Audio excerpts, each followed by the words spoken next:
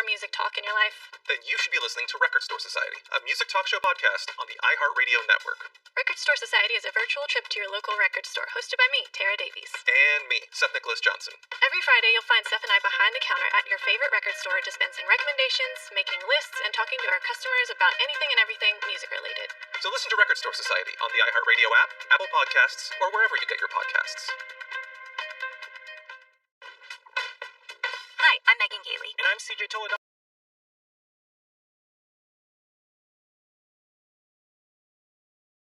And we're the hosts of The Greatest, A sports podcast that invites your favorite personalities on to rank and debate who and what really is the greatest. We've even had NBA Hall of Famer Reggie Miller on to ask him what are the greatest Reggie Miller moments. We are forever linked. I'm honored to be on this podcast. Thank you guys so much. Again, for people, you guys don't know who these two are. Reggie Miller is also my best friend. Sure. Listen and follow The Greatest on the iHeartRadio app, Apple Podcasts, or wherever you listen to podcasts. Thanks for listening to the Herd Podcast. Be sure to catch us live every weekday from 12 to 3 Eastern, 9 to noon Pacific on Fox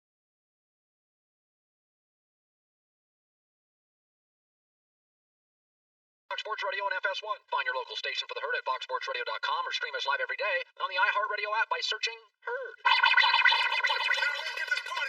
You're listening to Fox Sports Radio.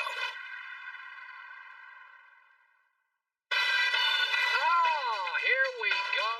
It's a holiday week, holiday Monday, live in Los Angeles. This is the Herd, wherever you may be and however you may be listening. Fox Sports Radio, iHeartRadio, right here on FS1, 1 hour from now, where Colin was right.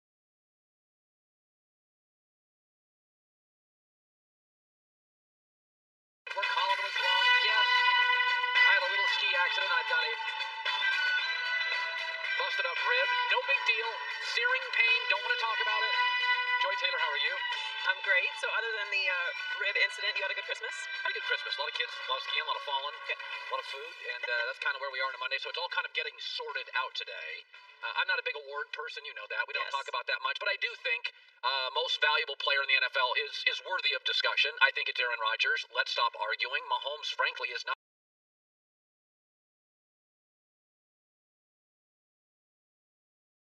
even had a good December. Mahomes has more to work with.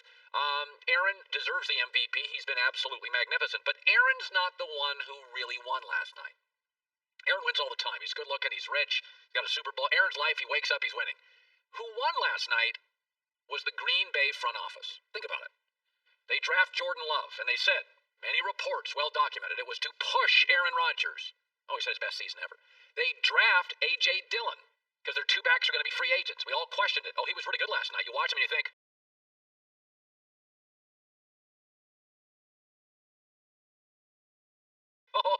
they got a big East Coast running back's going to be good in that snow. Matt LaFleur is the head coach, is now 25-6. They signed Aaron to an extension a couple of years ago. The cap hits $21 million for the league's most valuable player. And the last couple of free agent signings have done really, really well. Last 2 years, they went out and got Preston Smith, Za'Darius Smith, Christian Kirksey, and they've all been terrific. Green Bay's front office won last night, and we kind of roll our eyes. You know, they go to bed in their khakis. They live below their means. They drive a used car. In fact, they go to the car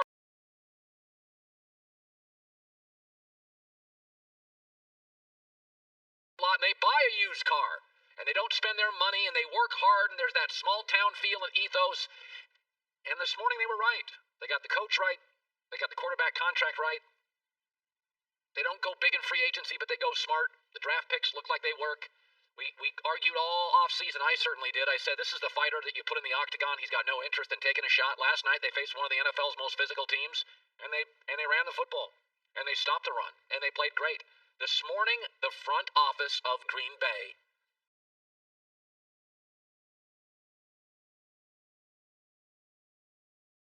coastal elites rolling their eyes at their khakis.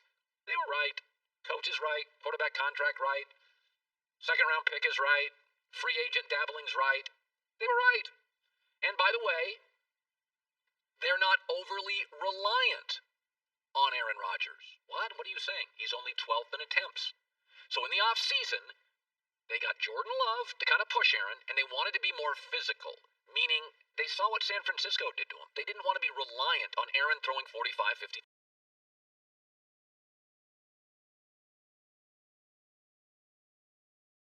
times a game. He is 12th in the NFL in attempts. They're balanced, they're physical.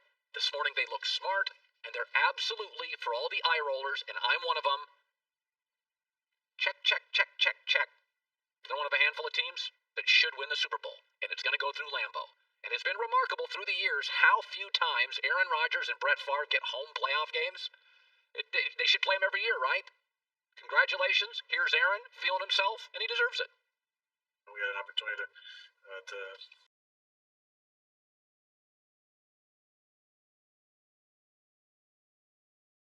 be in prime time against a really good opponent. I think we've all heard about the conversation about us not being enough good teams and not responding and playing a complete game. And this was our response, so I feel good about where we're at. It's tough to play in the cold. It's tough to play in Lambeau. I think we proved that tonight. They did.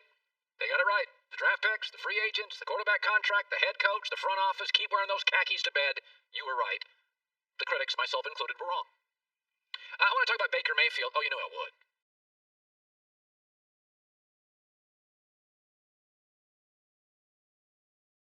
So when Baker Mayfield was drafted and Sam Darnold was drafted, I had said I didn't like Baker's personality. I thought he would be a franchise quarterback. I thought he was overvalued for a number one pick. I thought Sam was a bigger, stronger, more athletic, more mature guy. But over the course of their careers, it's been difficult for both. They've gone through some dysfunction. Okay, both have gone through a lot of dysfunction. They've gone through multiple head coaches. But the difference is Baker Mayfield had a very aggressive front office. They got him OBJ. They got him Jarvis Landry.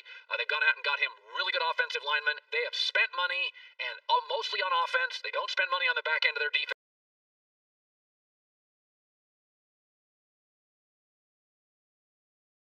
That's all cheap draft picks. They put their money behind him. And Sam Darnold, well, all their good players are mostly on defense.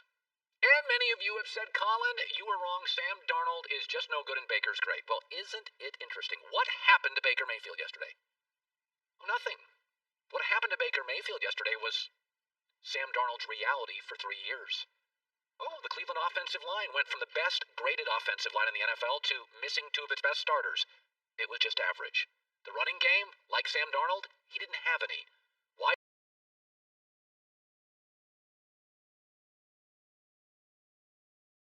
Receivers, top 3 or 4 are out. Yeah, that's sort of what happened to Sam Darnold's first 3 years.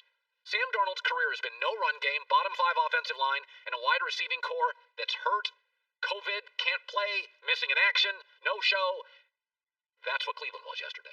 And it's funny how completely mediocre Baker Mayfield was. 3 fumbles, lost to the Jets, a passer rating in the 60s, 53% completion percentage, and the fewest points scored on the Jets all year. This is not to take a shot at Baker Mayfield. It is the reality of the NFL.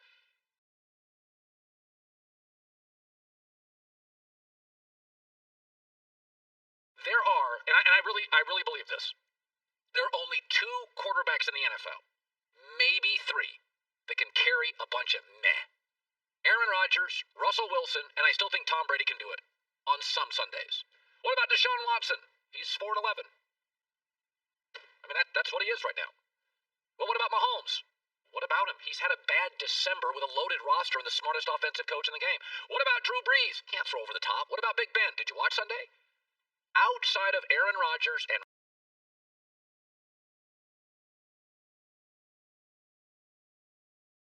Russell Wilson, who just make meh work almost every Sunday, and I think Brady's way closer to that than anybody wants to admit, this league is about what you're surrounded by.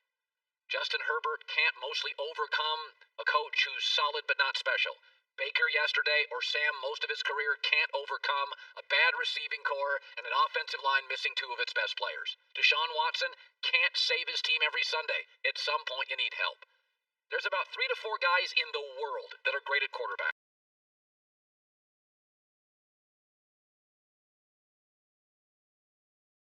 Everybody else that's close to that is good with an occasional great Sunday, based on who's available to play alongside them.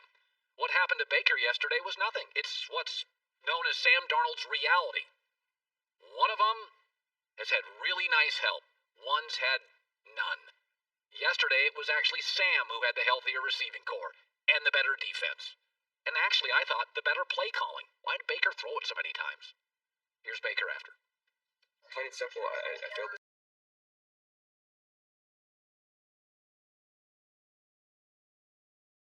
team. I put 3 balls on the ground. 2 of them that, they recovered, and then the other that on the 4th down, obviously, needed to just hold on to the damn ball. This one's on me, but here's the thing. This one's going to stink for a day or two, but we got the Steelers to win and get in. Here's why I love the NFL. I won't spend too much time. I'll talk about this later. So we're going into week 17 of the NFL. 11 teams this morning. A third of the league has no idea if they're in or out of the playoffs. This is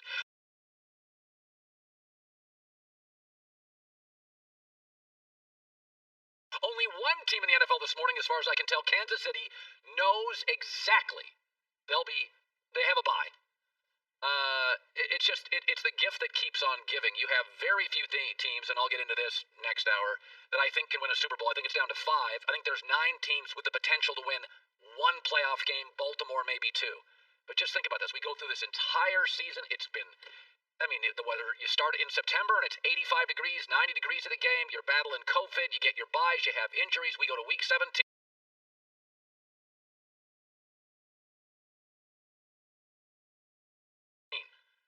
And 11 of these teams don't know. And you get a call this morning. Are you guys in the playoffs? I don't know. We got 1 more game. Yeah, I have no idea. What are your travel plans in the offseason? Really, I have no idea. I have to wait until next Sunday. It's why you can't script how great this league is. Be sure to catch live editions of The Herd weekdays at noon Eastern, 9 a.m. Pacific on Fox Sports Radio, FS1, and the iHeartRadio app. Ashley, this is something that sometimes before the podcast starts, all of us are talking about life and about frustrations and whatever else comes up. And this actually would have been a great Ben Bitches segment. But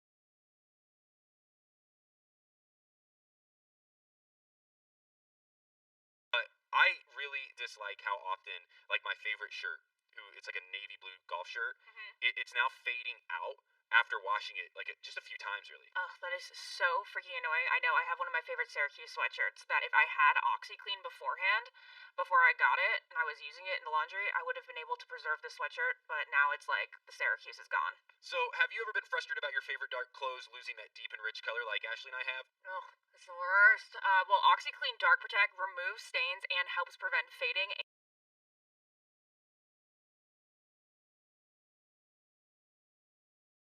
and pilling to help keep dark colors deep and rich and fabrics smooth. It works with your laundry detergent to help extend the life of your clothes and keep things looking newer longer. The OxyClean Dark Protect also contains OxyClean Stain Fighters to remove stains and extend the life of your clothes while keeping dark colors deep and rich and fabrics smooth. So this is something that Ashley and I care about really intimately. So if you have the same kind of concerns, if this has happened to you, and I'd be shocked if it haven't, you've got to try OxyClean Dark Protect for yourself. If you want to work your magic with OxyClean, go to OxyClean.com.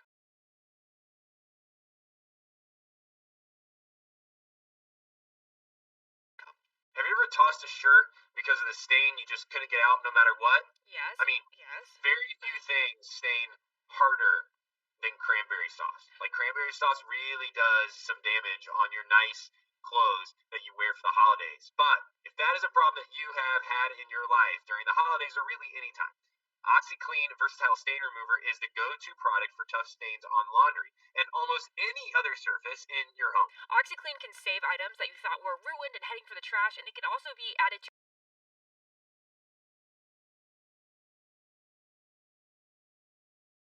every laundry load for extra stain fighting power. I am the person that gets food on everything, so I always throw in a little bit of Oxy stain remover with every load. It can be used on clothing, hard surfaces, carpet, and upholstery, and it's powered by oxygen and activated by the air we breathe and the water we drink. You've got to try OxyClean Versatile Stain Remover for yourself. To work the magic with OxyClean, go to OxyClean.com. Everybody knows, basically, the better the ending to a movie, you walk out of a theater and you feel better about the movie. I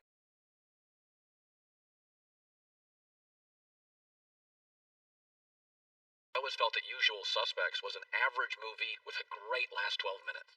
You walk out of the theater and you're like, man, that is some movie. I thought Castaways with Tom Hanks was a much better movie with a dicey ending, and I left the theater and I thought, that's disappointing.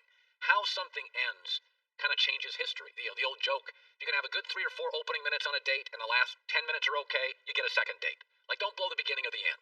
Seattle's funny. I'm from Seattle, the Pacific Northwest. I've been very critical of the Seahawks. But by beating the Rams yesterday, it validates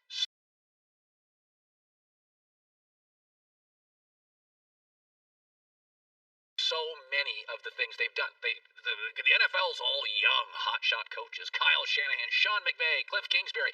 You just gave 69-year-old Pete Carroll an extension? Yeah, he's still the king of the division. He certainly won yesterday. Russell Wilson's contract, $35 million. You're saying he's Patrick Mahomes good? Yeah, there were 2 drives in the whole game that decided the division. Russell at the end of the first half, Russell at the end of the game. They were both great. The only 2 drives of the whole football game for Bucket Aikman, and Russell had both. I mean, I can't believe you traded those first-round picks for Jamal Adams. I don't know.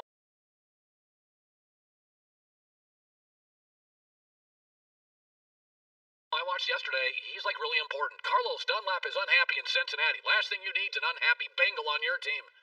I don't know. Carlos Dunlap has helped energize the defense. It's like all the questions about the Seahawks get validated after they win. Whoever wins the war gets to write the book on it. Pete's a little old. Russell's a little expensive. Jamal, the first-round picks. Carlos Dunlap, man, they took some big risks in free agency. Yeah, and you watch them this morning and you're like, yeah, they're right. And the Rams, conversely, who we thought were the smartest people in the world a year and a half ago, now you're like,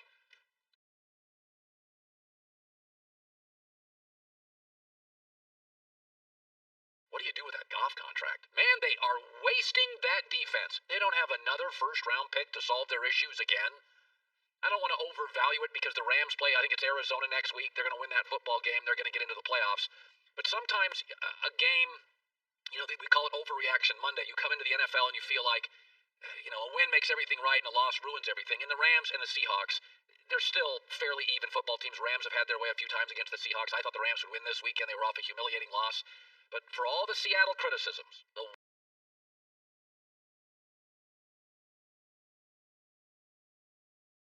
one thing they did, and it's almost unheard of in the NFL, the Seahawks took a weakness, and they didn't have an offseason. In the middle of a season, they fixed it, and it's become a strength. That almost never happens in the NFL. You can have a flaw and Band-Aid and Bondo it, kind of solve it, hide it, but you don't go from the worst kicking game to the best in a season. Seattle's now gone from like a no pass rush, looked like the Tennessee Titans, literally no pass rush, to a top 5 pass rush, to being led around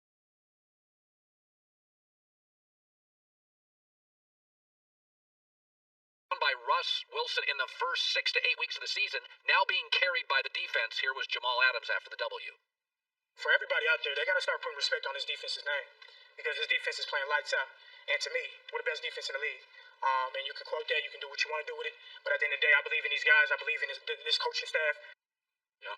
A weakness to a strength, and all Seattle's big gambles, Russ, and Pete's contract, and the DK Metcalf, and the Jamal Adams trade, and Carlos Dunlap coming over this morning. You win the division.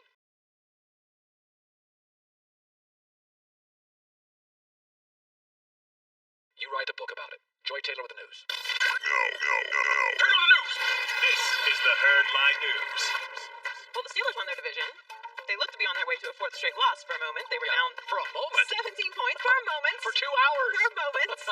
They were down to the Colts by 17 points in the 3rd quarter, but they rallied with 3 straight touchdowns to win 28-24 and clinch the AFC North. It's Pittsburgh's first division title since 2017, which is also the last season that they made the playoffs. That was by the way, that was the biggest throw in 6 weeks for the Steelers. Big Ben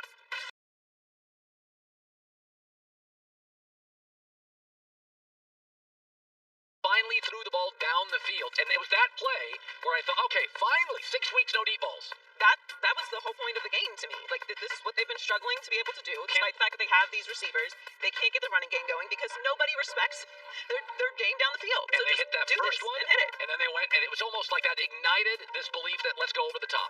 It was a 39-yard touchdown pass to Deontay Johnson and a 34-yard completion to Chase Claypool. That was the story of the game to me, and it's been the story of the Steelers season. If you don't throw it over the top, defenses don't feel the need to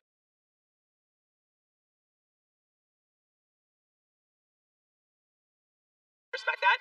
They can stop the run very easily and force you to throw these dink and dunk passes, which has caused a lot of the drops. So continue to do this. Try this next week. You won the division. This looked like the Steelers. Yeah. Over the top. In my whole life, Bradshaw to Big Ben. They've always been physical. It's always been a thing. They've always been physical. Cowher was physical. Tomlin's physical. Both guys looked like they could play. But they've always been a big play, over the top, home run hitting offense.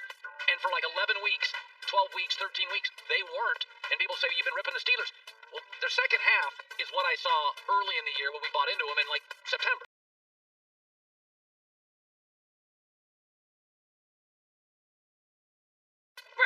And they have not had an explosive running game since Le'Veon Bell, so you kind of need to rely on throwing it over the top. They had 20 total yards running. James Conner had 5 carries for 20 yards. Benny Snell had 6 carries for no yards. Now, James Conner had a red zone touchdown, but that's not going to get it done. You're going to have to throw it over the top. 1.4 yards a rush is still a massive. You can't win playoff games with that. You cannot. Can't. But they play the Steelers. The Steelers play the Browns next week. I like the Browns. I do. Browns have to win to get into the playoffs. I think they will. I think Cleveland's. You can't get too caught up.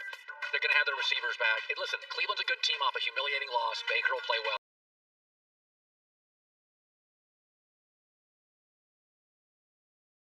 I still contend. I think the Colts this morning are still better than the Steelers, although they lost to them. And the Browns lost to the Jets, but I think they'll beat the Steelers. I've been saying this for a month now. Cleveland's better than Pittsburgh. I would agree that the Browns will beat the Steelers because they have to.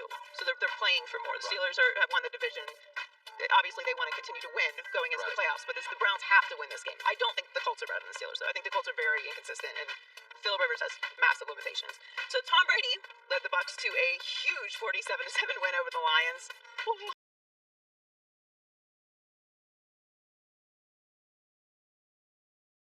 His numbers It now. was done in first quarter. His numbers now. We both thought he would have kind of a Matt Ryan-esque year. He's having closer to an Aaron Rodgers normal year. Like, he's lighting. I know it's Detroit, but somebody's got to play him. Everybody else is playing Detroit, too. Yeah, exactly. He had 348 yards and 4 touchdowns all in the first half. The win clinched the team's spot in the playoffs for the first time since 2007. And even though they will be a wild card team, Bruce Arians is confident knowing that anything can happen in the playoffs. Anything can happen. I've been a 6 seed, gone all the way to the Super Bowl, and won it.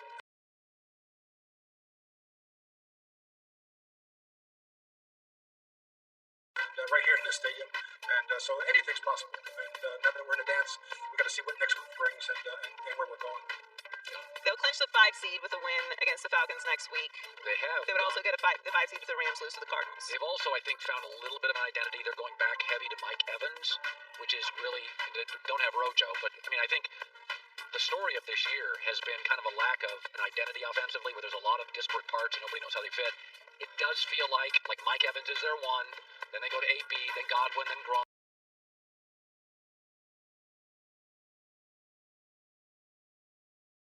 It kind of feels like that's how it should be. Yeah, it just took a long time to get there, but no preseason. This is how it works. Exactly. Finally, what a game, Dolphins Raiders Saturday. Ryan Fitzpatrick was the hero for the Dolphins. I have lots of thoughts on how this all played out, but he replaced Tua with just under 10 minutes left in the fourth. Miami was down by 3. He then led the team on 3 consecutive scoring drives, including the one that set up the game-winning field goal in the final seconds. The Dolphins got the 26-25 win and can clinch their playoff spot with a win over the Bills next week. Tua was 17 of 22.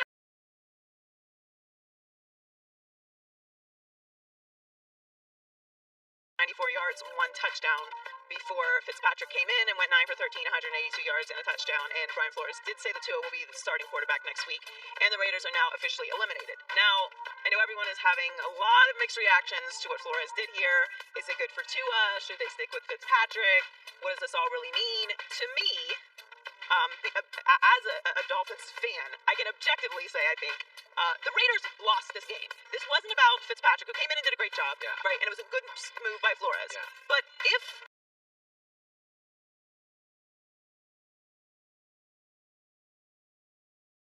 he doesn't try to take Fitzpatrick's helmet off, Right.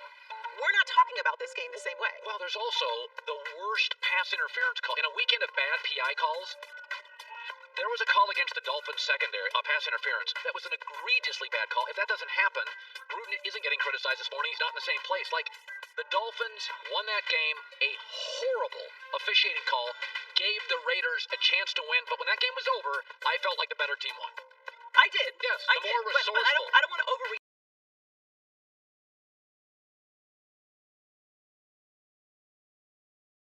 to how, look, the end of the game is the end of the game. That's the outcome. Sometimes you have good refereeing days, sometimes you don't. Yeah. Things go your way, sometimes they won't. But at the end of the day, if Fitzpatrick converted that catch, if that penalty doesn't add another 15 yards, you're not in field goal range. Yeah.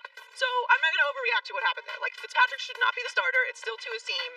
Let's not get crazy. Yeah, and the more resourceful team won the game. Sometimes it just comes, most of the time actually, it comes down to situations. And the Dolphins were better situations. I could argue they've been the best situation team in the league. Not most talented, not most dynamic.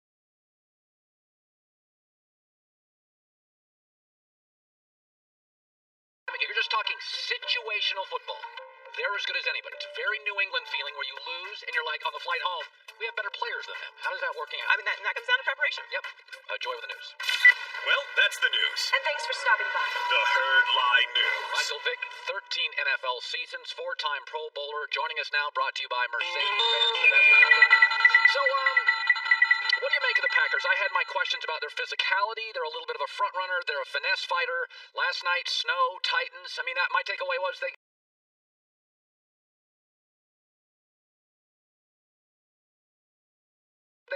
they went physical, which they don't normally do. What was your takeaway on the whole evening? I thought they played championship football. I thought it looked the way it was supposed to.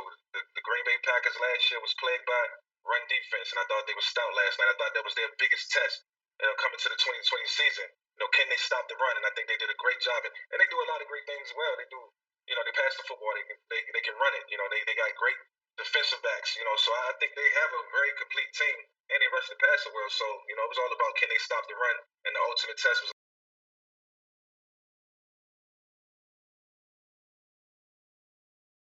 last night against Derrick Henry, and they stepped up to the challenge. I watch Kansas City, and my eyes tell me this morning that Buffalo and Green Bay are the two best teams in the league. Kansas City may be the most talented. Something is not off. Now, I know it's just betting, but they haven't covered the spread in 7 weeks, meaning how data lays them out, they're not hitting their stride. Are you concerned? What do you make of it? I think it's just Andy trying new things and trying to figure out, what's next. You got to continue to evolve, and if the offense continues to look the same, then, this is national football.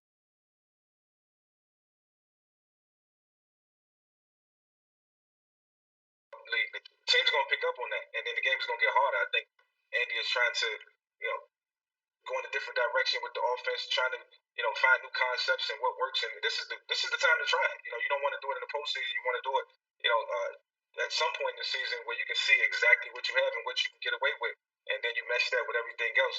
You find some things that can actually work, and you surprise some teams. So, I know how Andy thinks. It's postseason time, and the regular season is over, so it's time to get ready to compete and try to go win another championship.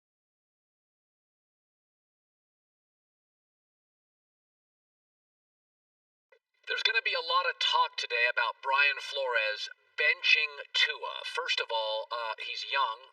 Were you ever benched, and what do you make of the benching of Tua?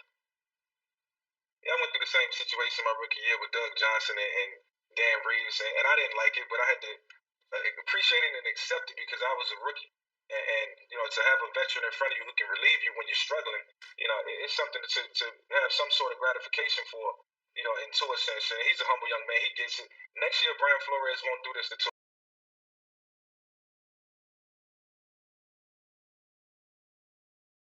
He'll allow Tua to play through these games and grow up, I promise you. So I like the way they're handling this situation. I think if you got a guy like Ryan Fitzpatrick who can step in and give the team a spark when needed, then a young rookie will understand it, especially when it turns out the right way. Yeah, it is interesting. It's not like the Carson Wentz situation where he's been paid, that we've got a lot of film on him. Yeah. I feel like Tua, like you, when you were young, it's like you're still evolving. I don't even know what I have yet. So in a weird way, I feel like Brian Flores is protecting him. Did you feel protected? Yeah, he's protecting him, and you got to think about it like this.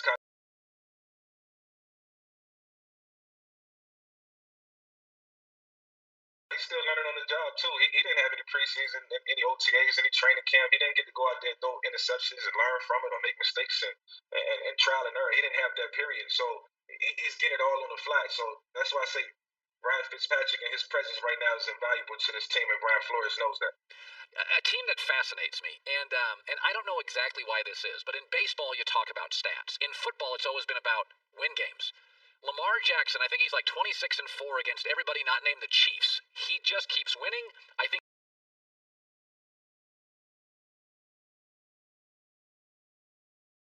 he's a better thrower than people give him credit for.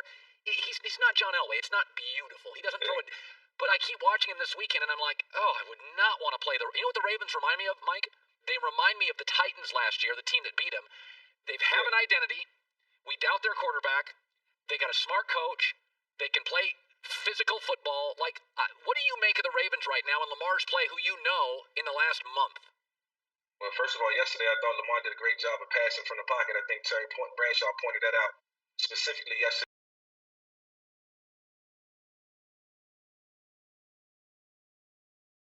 He wasn't looking to run. He was hanging in the pocket. He was giving his receivers a chance to work downfield and get open, and for the most part, they did. And there's some serious teaching going on over there right now. They have all the coaches to help Lamar progress as a passer. James Irvin he comes from the Andy Reid coaching tree, so he's giving them game. I know what's going on.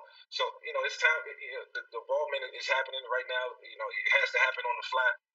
But Lamar's doing a great job, and he's playing his game. He's running when he has to. He's passing when he has to, and that's all they can ask for. Out of the young.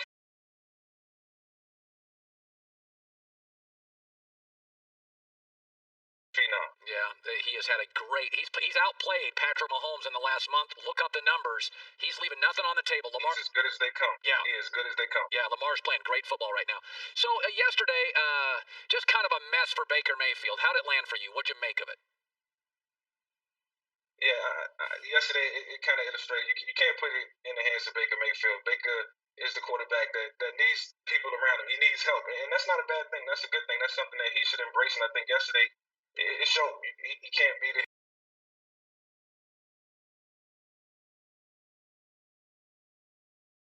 hero. He can't be a guy who's going to put the team on his back. And those circumstances was for certain on display. Not having all his receivers out there. So, naturally, I can see Kevin Stefanski saying, all right, Baker, go win it. But it's just not going to happen. They needed to stick to their game plan, and they should have ran the football a lot more than they passed it. They passed it way too much. And it showed. Baker, he was pressing, and he tried hard, and I give him an A for effort. But ultimately, they didn't get the results that they wanted. So, this is a good film for them to go back and look at. They should have beat this team.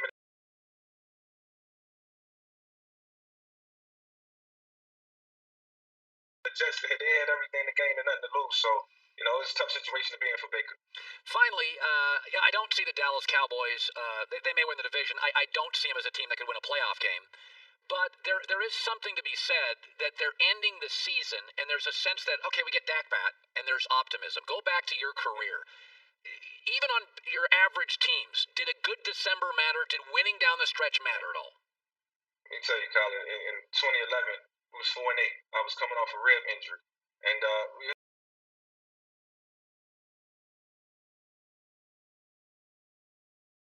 had a pretty tough schedule in front of us, an opportunity to make the playoffs. I think we had, the Dolphins and the Jets and Dallas and the Redskins to finish up, and we finished 8-8. But it was all about finishing strong, competing, never knowing what can happen. A lot of scenarios come playoff time, but it was about going out and playing for our coaches, playing for the city, playing for the team and each other, and we was able to put it all together. So and at the end of the day, just keeping it real. Yeah. When you don't finish strong, there's gonna be a lot of changes made, whether it's coaches or players. And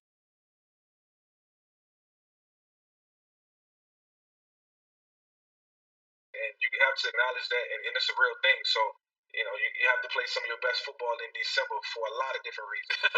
That's what the coaches want. That December film is what gets talked about. No, that December football is real all across the board. No, it really is. And I'm watching the Cowboys play, and I'm like, you know what? Mike Nolan probably gets replaced, but there's going to guys that get extensions and coaches that get extensions because you look at them right now, and they look kind of buttoned up and competent. Yep, they look like they got it all together all of a sudden. Yesterday was a totally different Dallas Cowboys football team than it was a couple weeks ago.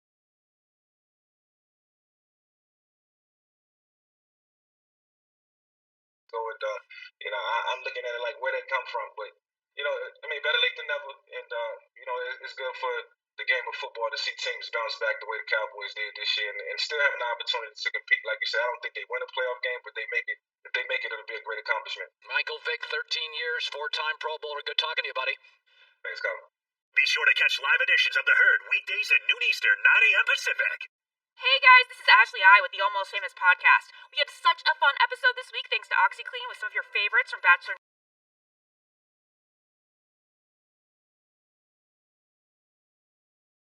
Nation like Caitlin Bristow, Chris Harrison, Nick Viall. Here's a little glimpse of our conversation with Amanda Stanton. What are you looking forward to for Christmas? Like what kind of gifts or just things that you want to do during the Christmas holiday? And what are the girls looking forward to? Yeah, what do the girls want? It's so funny because this is the first year that their Christmas list isn't a novel. They don't really want anything this year, and I don't know. I think we're just looking forward to spending time with family. We've been watching Christmas movies since before Halloween, so I love doing that. Yeah, it's feels different this year.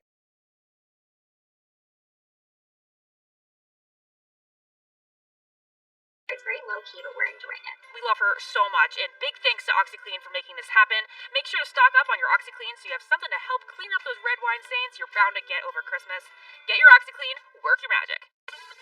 Hi, this is Bowen Yang here, and if you're as excited as I am about the upcoming 4th season of Search Party on HBO Max, then you'll want to tune in to Search Party, the podcast. I'm sitting down with the creators and stars of the dark comedy to delve deeper into the disturbing world inhabited by Dory, Drew, Elliot, and Portia. And to help us discuss Search Party's most prominent themes, we're inviting a very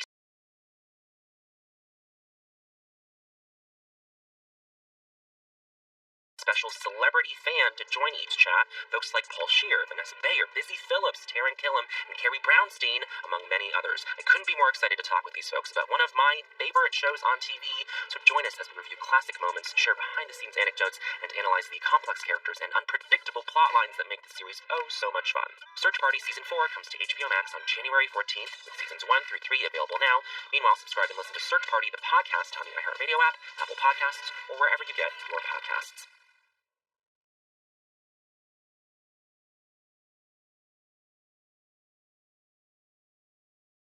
Even when I was a little kid and wanted to be a sportscaster, the only sportscasters I liked were the honest ones. I was never one of those 8, 9, 10-year-old kids that wanted sportscasters who told me my teams were great if they weren't. For some reason I was attracted to sportscasters who were always a little critical of the teams. Because everybody, you go to a local city like a Pittsburgh and, mostly everybody's telling you how great the team is. And I always, when I was a little kid, anybody that was willing to criticize the local teams was the sportscaster I liked, and most aren't. Pittsburgh Steelers have great standards, but their fan base now, it's remarkable. Despite having one of the great franchises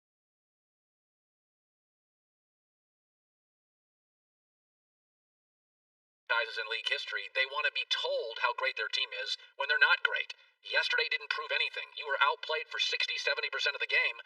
I think Big Ben must have had 9 Red Bulls at half, because for the first time in months he actually had a great couple of drives. He threw a deep ball finally. The Steelers are a slightly better, happier version than the Colts today. For most of the game, their best offensive plays were pass interference calls. Some of them I didn't think they earned. But Big Ben in the second half came out.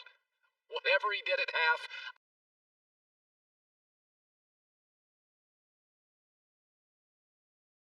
I'm not in those locker rooms. They don't let the press into locker rooms. Whatever he took, whatever he did, for about an hour, he actually went down the field, threw the deep ball, threw it accurately. It didn't appear to be in pain.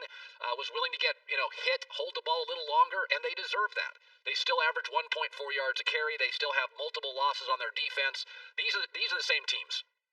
Good, not great defense, promising young players, and a very big but. The but being Big Ben and Phillip Rivers are just no longer consistent enough, young enough, healthy enough, or dynamic enough to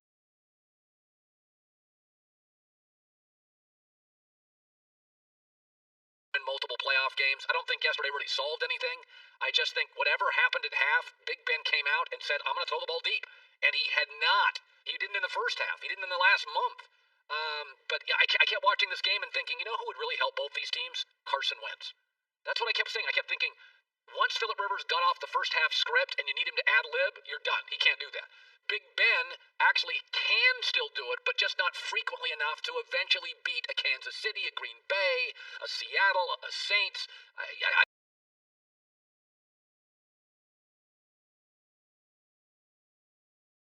I think if they met Baltimore again, they wouldn't win. But Mike Tomlin always has perspective, puts things into context, his thoughts on the difference between another awful first half and an energized second half. How did a team turn it around so dramatically from one half to the second? We missed on some opportunities in the first half. I don't know if it was that dramatic. It's a fine line between drinking wine and squashing grapes, as we say in this business, and sometimes it's very subtle. We've all had our struggles of late.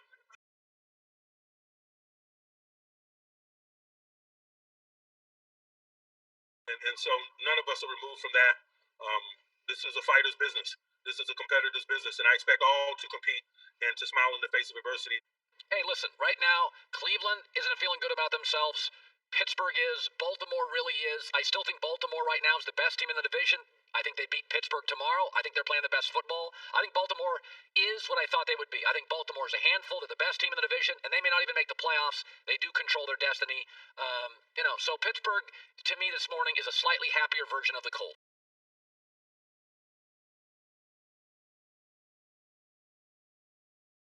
promising young players, good defense, not as great as everybody thinks.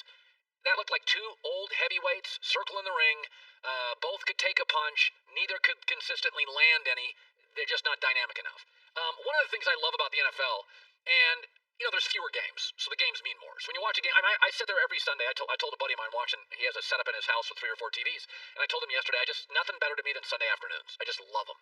And some of it is I bet football. Some of it is it's my favorite sport. Some of it is it's better on TV. Some of it is there's more.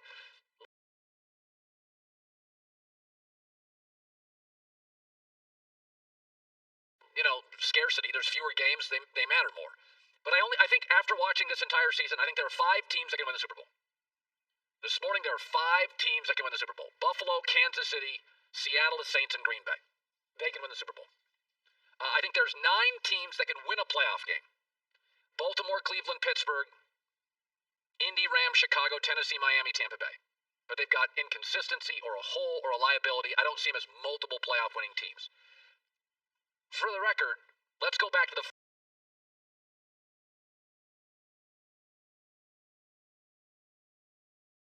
teams that can win a Super Bowl. These are the happiest teams in the league. Because this morning in December, they have a chance to win a ring. The only other team of those 9 that I think is happy is Baltimore. Because they're playing well, they're mostly healthy. I think if they did win a playoff game, that would be a step for Lamar Jackson. Both sides of the ball, I think they're pretty buttoned up right now and playing really well. But 4 of the 5 teams that can win a Super Bowl will be miserable in a month because they won't get there. And oh, by the way, even if you're happy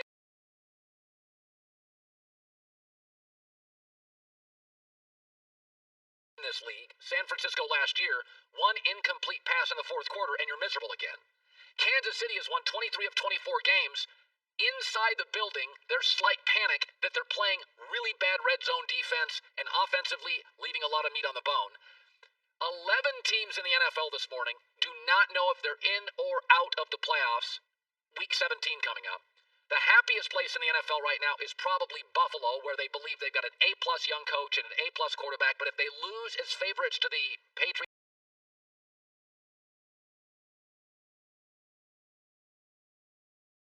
tonight, they're miserable. That is the NFL. That's why it's so great. Kansas City's the reigning champs, and they're playing really bad football. They really are. They're winning and underachieving offensively and bad in the red zone defensively. You got Buffalo feels great if they win tonight. 5 teams can win the Super Bowl. 11 don't know if they're even in the playoffs. 9 that can maybe win a playoff game. Baltimore, the only one that I truly think this morning is really happy where they're at. In fact, I could make the argument the happiest team in the NFL this morning is the Jags. They're the worst team, but they potentially have a great future because of Trevor Lawrence. That could be the happiest team. There's no pressure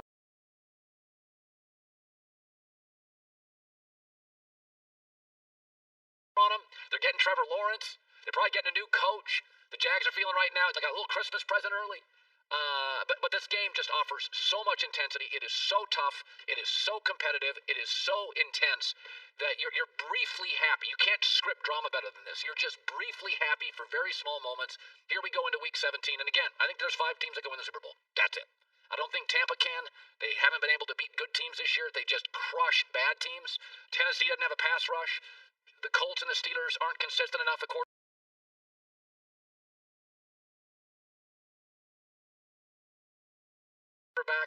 Cleveland looks like they're fun when everything lines up, but you add a little dissension, a couple injuries, take a receiver or 2 out, and they're bad. Rams, what are we going to do with Goff? Chicago, is Trubisky back? I mean, the Chicago story is the strangest of the year. Seriously, the Chicago Bears story is the strangest story of the year. It's one thing that Seattle's defense got better, but we knew Dunlap and Jamal Adams were great players. Chicago's offense is on fire, and we don't even know if Trubisky can play. Trubisky's a fascinating player. He's got a winning record. He's gotten to the playoffs.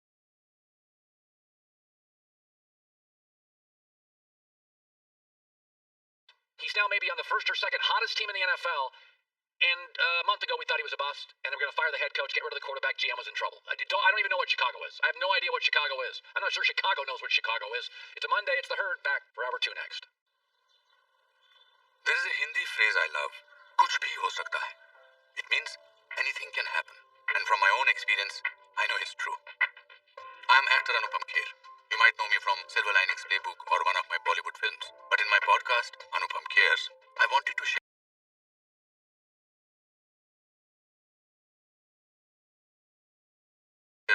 you may not know about me. I grew up in Shimla, a remote hill station in India, in the Himalayan foothills. And as a boy, it was a world full of possibilities. It's where I had my first kiss, where my father became obsessed with our local bread seller, and where I learned my most important lesson about failure.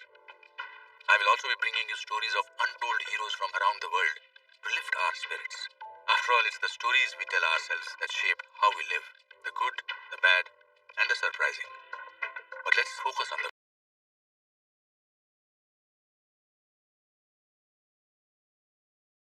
good.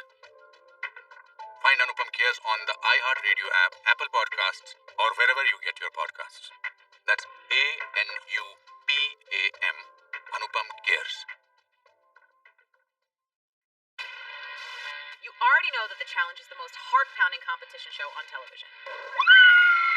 But do you ever wonder how challenge competitors are selected? I have to make a deal with the devil. Or which challenges were too dangerous for TV? Is it really blood though? Well, you can learn all that and so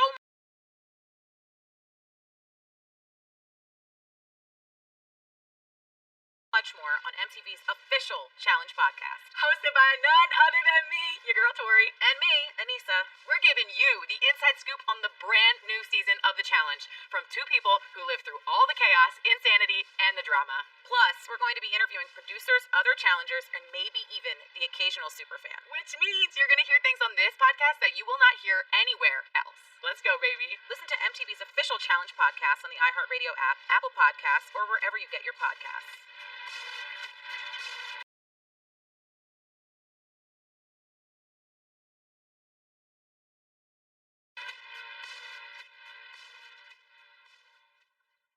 Ever wondered why there are two ways to spell donuts? Or why some people think you can find water underground just by wandering around with a stick? Believe it or not, this is stuff you should know.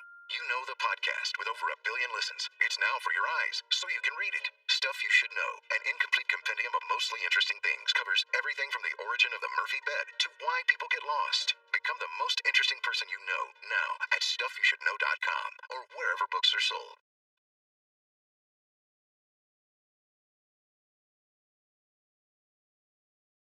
You're going to come into a new season of joy and fulfillment like you've never seen. Hi, I'm Joel Osteen. I have a daily podcast where I talk about overcoming obstacles, accomplishing dreams, and becoming all you were created to be.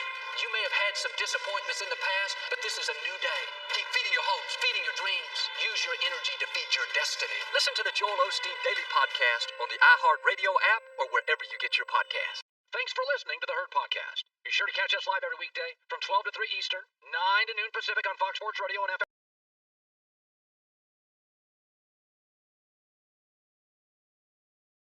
One. Find your local station for the Herd at foxsportsradio.com or stream us live every day on the iHeartRadio app by searching Herd.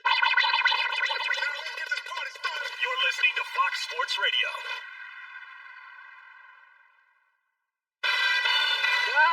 Here we go. It's hour 2.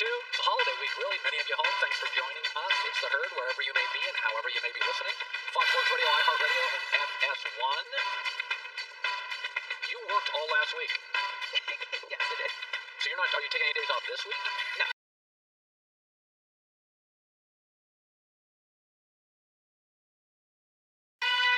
No, I actually work Saturday again this week too, so I work every day. Ladies and gentlemen, America's hardest working sports journalist and opinionist, Joy Taylor. Trent Dilfer in 15 minutes stops by. So next week, so the college football playoff games are Friday. Yes. So we get Ohio State, Clemson. Cannot wait for that game. Cannot wait for it. And then Alabama, Notre Dame, which I can wait for that. And then this week in the NFL, Sunday, all the games are on Sunday this week. So they stack them all up. Nobody's going to know who's in, who's out. So you're going to get great effort from all the teams. We really kind of, because there's so many teams still in play,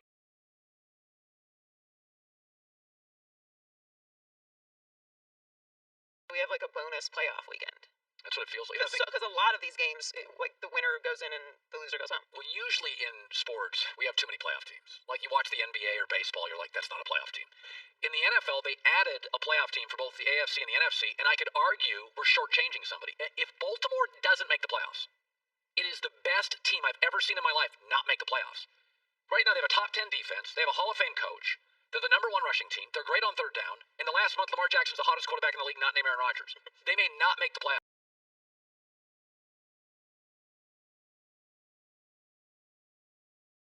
playoffs. Yep. So what does it show me? It shows me the bottom of the NFL, of all the leagues, there's about 10 teams in the NBA that are just not good. They're rebuilding. And there's baseball's maybe got 15, 12. In the NFL, the bottom is tiny. You watched the Jets yesterday. That's the second worst team in the league. The bottom is tiny, and in any given game, you can lose to them. Jacksonville's the worst team in the league. They faced red-hot Chicago. I think it was tied at half. I watched the first half of the game, not as much the second. But, it's the bottom of the NFL right now is tiny. The Jets are the second worst team. In the last 2 weeks, they hammered the Rams, and they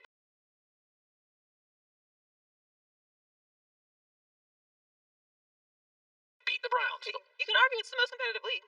Oh, I think by far. Yeah. And it's also, the NFL is also the league where, because you don't have these guaranteed contracts like other sports, you can cut anybody. So if you're bad, you can get really competitive fast. Yeah, you can turn things around in an offseason. You have 8 draft picks, 7, 8 draft picks, 2 or 3 free agent signings, and boom. You can solve. Miami, the Dolphins essentially solved their defense in one offseason with Brian Flores. They solved it. Now, the offensive line's still an issue, but, you can go from 1-15 to like 7-9, 8-8 if you solve one side of the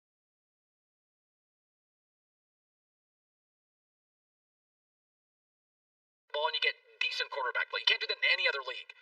So here we go. Colin right, Colin wrong on a Monday. Where Colin was right? I said a month ago, maybe longer than that, I said keep your eye on Seattle's defense. I think Carlos Dunlap is actually, and the return of Jamal Adams, is going to solve their huge problem. They were a really good team with no pass rush. And now, arguably, first or second best pass rush in the league. Only team this year that's held the Rams without a touchdown. The defensive line, as we predicted a month ago, the young players are starting to gel. Dunlap's got 4.5 sacks in 7 games. And we kind of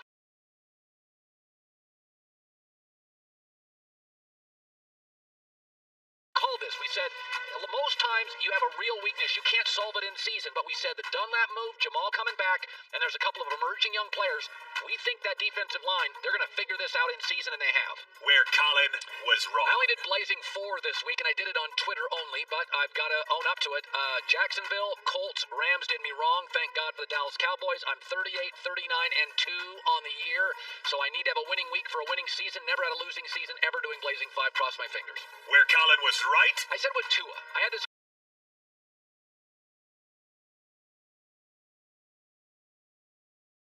concern about Tua. I said, I know he's smart and he's steady and he's got the right temperament and he's accurate. I said, but I don't see a ton of special.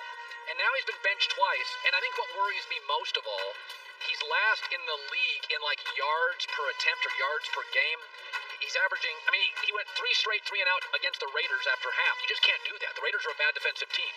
And I think what I see with Tua, with Joe Burrow, I see there's a certain cool, calm, he can move around. With Herbert, it's the arm. With Josh Allen, size at arm. With Lamar, it's the athletic ability. I don't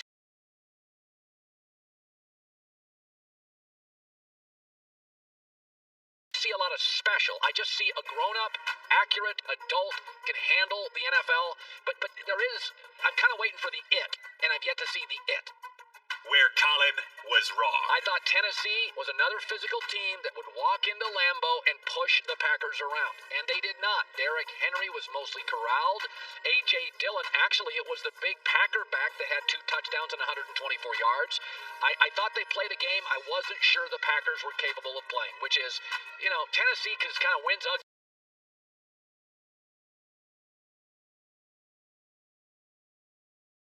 And they're physical, and the big running plays, and the biggest running play was Ryan Tannehill on a keeper. So I thought the Packers, it's not that they won, it's how they won. It was physical December football, and they were the tougher, more physical team. Where Colin was right. Said a month ago, watch Kansas City play. Something's not right. Last 7 games, they're giving up 25 a game. Their point differential is shrinking. Their turnover differential is now negative. This is not the best team in the league right now. Remember, they were 7-4, week 11.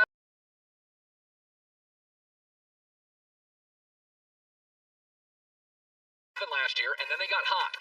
But if you've watched this team for the last month, there's this sense that we have to anoint them a dynasty. They've won 1 trophy. They trailed the Niners in the 4th quarter. Patrick Mahomes has an 89 passer rating in December. They have the worst red zone defense in the NFL. And Atlanta outplayed them for most of yesterday. The Chiefs are vulnerable, and they are, I don't care what their record is, they're not the best team in the league right now. Where Colin was wrong. I can't even explain the Chicago Bears. Mitch Trubisky is on fire. In the last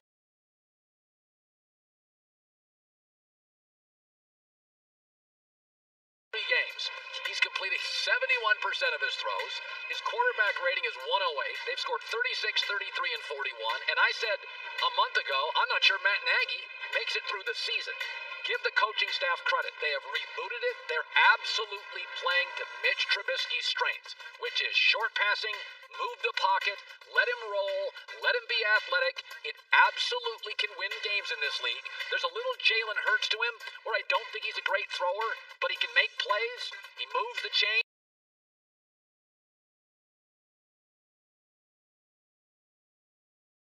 And if you give him the right coach, a Jalen Hurts or a Mitch Trubisky, sometimes you can struggle to get him off the field because he gets in matchups, roll in the pocket. And I thought this team was dead, buried, GM, head coach, quarterback toast. And they are right now, outside of Baltimore, maybe the hottest team in the league. Where Colin was right? Urban Meyer, according to various reports, NFL teams are now interested. This has been something I've been on for about a year. How come you keep hiring all these Cliff Kingsburys who had a losing record and fired in college, and Urban Meyer never gets a phone call? He's the second best college coach of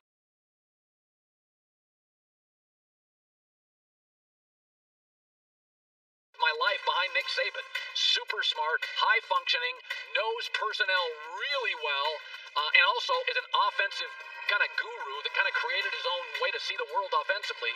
He is the NFL. Remember how good Pete Carroll was when he walked into the NFL out of college because he knew all the recruits. Urban Meyer, the first 2 or 3 drafts, if you have Urban Meyer, he's going to nail the drafts. Nobody knows college national recruiting like Urban Meyer. Finally, teams are waking up. Where Colin was wrong. The Dallas Cowboys.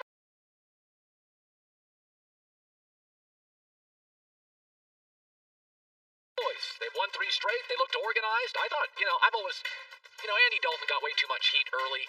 But since the bye, they've looked like they've been well coached. Now, their defense isn't very good, but I thought they made excellent adjustments yesterday. Jalen Hurts had a couple of nice series. After that, Philadelphia only scored 3 points. They can still make the playoffs. I don't think they can win a playoff game, but let's be honest about this. They get Dak back. They're going to be better at quarterback. Dalton will be one of the best backup quarterbacks. I still think they should move a wide receiver and get defensive help. But this morning, you can say it. They've got a little bit of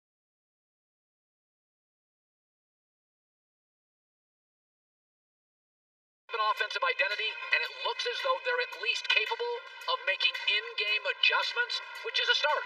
And not every team does that. Not every playoff team's great at that. Dallas now looks well coached. Where Colin was right? I said after the playoff loss for the Clippers, if you don't trade Paul George, you're going to have the same issues. He's not a franchise guy. He's just a really talented basketball player. Yesterday, Kawhi is out. Clippers lose by 51. Worst halftime deficit in NBA history. Afterwards, Paul George said, no big deal. It is a big deal. It's a big deal because Kawhi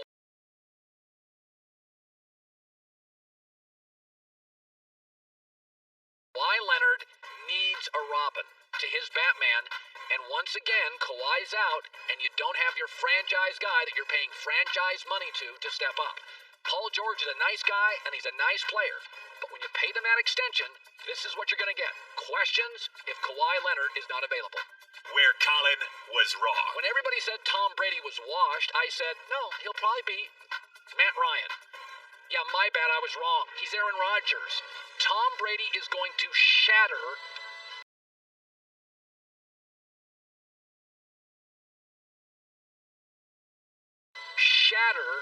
my expectations. Last 3 games, 8 touchdowns, no picks. Right now in the year, he's got 101 passer rating, a 66% completion percentage, 36 touchdowns, and 11 picks. He had a perfect passer rating against Detroit. I'm being a little sarcastic here because y'all said he was washed, and I said he's not washed. He's going to be Matt Ryan. And by the way, Matt Ryan's been a top 10 quarterback in the league for the last decade. Brady is blowing through all the recommendations or all the predictions. Let me add this.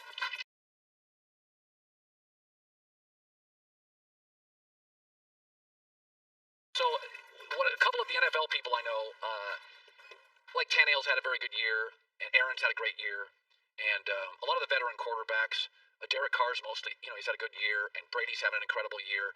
One of the things that's not getting talked about for these veteran quarterbacks, it's the quietest year ever. There's no fans. And so for these Matt Ryans and these Rodgers and these Bradys and these veteran guys who have been around forever, it is much easier to operate at the line of scrimmage. Now, it's obviously easy for everybody, but if you've been in the league 10, 12, like Phillip Rivers, it's had a much better year than we thought.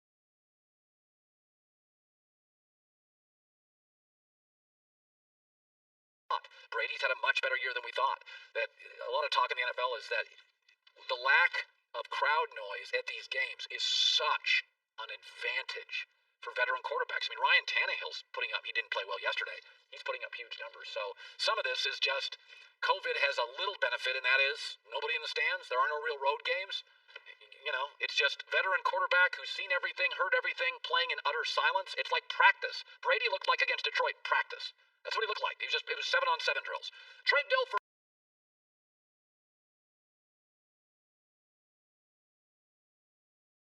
is around the corner on a Monday. Be sure to catch live editions of The Herd weekdays at noon Eastern, 9 a.m. Pacific on Fox Sports Radio, FS1, and the iHeartRadio app. Hey guys, this is Ashley I with the Almost Famous podcast. We had such a fun episode this week thanks to OxyClean with some of your favorites from Bachelor Nation like Caitlin Bristow, Chris Harrison, Nick Viall. Here's a little glimpse of our conversation with Amanda Stanton. What are you looking forward to for Christmas? Like, what kind of gifts or just things that you want to do during the Christmas holiday? And what are the girls looking forward to? Yeah, what do the girls want? It's so funny because this is the first year that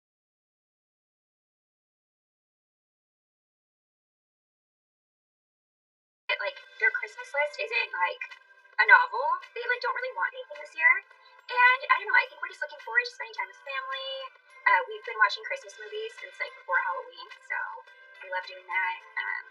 Yeah, it's like feels different this year. It's very low key, but we're enjoying it. We love her so much, and big thanks to OxyClean for making this happen. Make sure to stock up on your OxyClean so you have something to help clean up those red wine stains you're bound to get over Christmas. Get your OxyClean, work your magic. Ashley, this is something that when sometimes before the podcast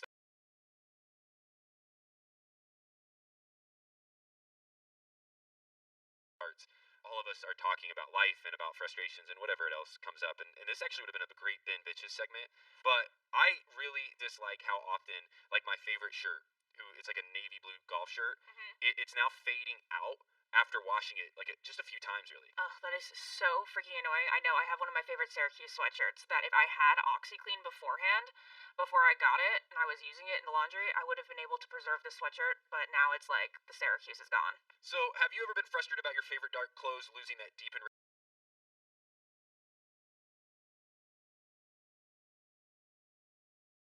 color like Ashley and I have? Oh, it's the worst. Well, OxyClean Dark Protect removes stains and helps prevent fading and pilling to help keep dark colors deep and rich and fabrics smooth. It works with your laundry detergent to help extend the life of your clothes and keep things looking newer longer. The OxyClean Dark Protect also contains OxyClean Stain Fighters to remove stains and extend the life of your clothes while keeping dark colors deep and rich and fabrics smooth. So this is something that Ashley and I care about really intimately. So if you have the same kind of concerns, if this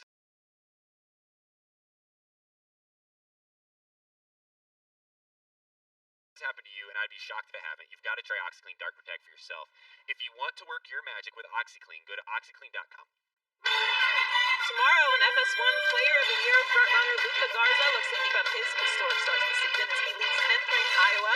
The Hawkeyes against number 19 Northwestern. Big Ten hoops tomorrow at 9 Eastern on FS1 and the Fox Sports app. Northwestern's had a good year, some upsets in the Big Ten for the Northwestern Wildcats. They do a great job in their athletics department. It's a small private school in Chicago. It's hard to get into, high academic standards, not always the most beautiful winter weather.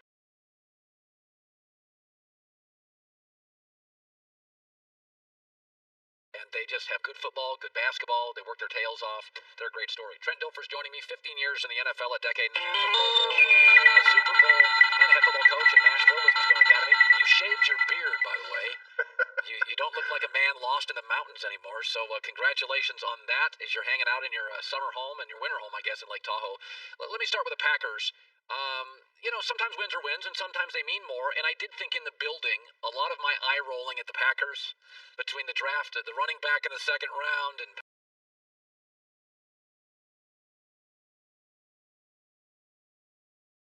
who's Matt LaFleur? He'd been a quarterback, and they never spend money on free agency. And I look up this morning, I'm like, well, they kind of answered. They were kind of right on everything, right? Like I thought it was it was a good foundational, organizational win. It said a lot of things about them. I thought last night.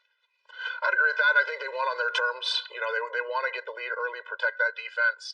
They want to be balanced. I think that's what Matt LaFleur has done the best job with this offense is the ability to spread you out, quick game, tighten you up, run game, play action. I think that first drive they had 4 runs, 4 passes.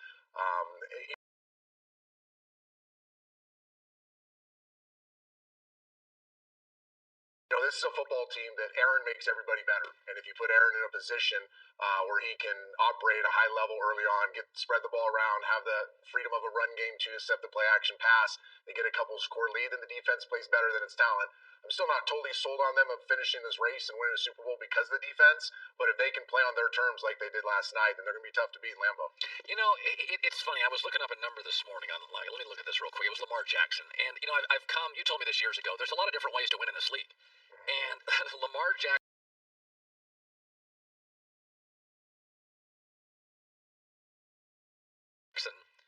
in the last month has 117 passer rating, and for his career it's over 100. And I keep hearing he can't throw. And I say, listen, it's not always the most beautiful thing, but I do see touch. I do see him coming out of halftime, second half, and making adjustments. I know it's not going to win any beauty contest, but I watch him, Trent. He wins. He's a hard matchup. I think he throws good enough when you consider the other elements, doesn't he? I agree. I've always said this about him. He throws it actually pretty darn well in between the hashes for all the reasons you're saying.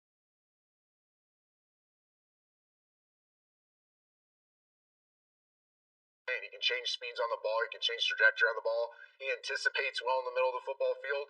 And he gets some open looks in the middle of the football field because he's so dynamic as a runner, because his running game supports that so well. Where he struggles outside the numbers, when you get those isolation throws out on the boundary versus tight coverage. But guess what? So do 20 quarterbacks in the NFL. There's very few that can anticipate well versus tight coverage and throw people open outside. This is a guy that, and here's what I like the most about the Ravens. They've identified his DNA, what he does best. Obviously,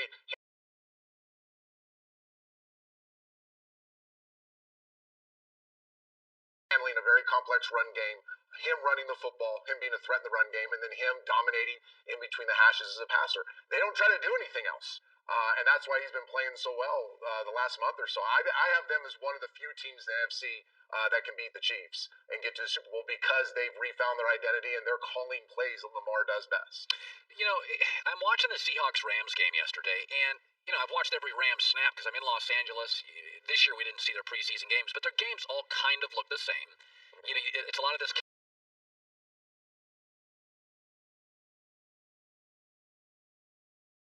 counter stuff. The offense doesn't change a lot, and I look at it and I think, okay, so you are what you are, and I get it. But when I watch Jared Goff, here's my big issue, is that if he is off, if you move him out of what he had at the line of scrimmage, if you ask him to ad lib, the accuracy goes, now he's having a confidence issue, the ball doesn't come out good, and I look at myself, and I know he's won games, but I look at myself and I see McVay's body language, and I hear him, and I don't know if McVay and Goff, is it maybe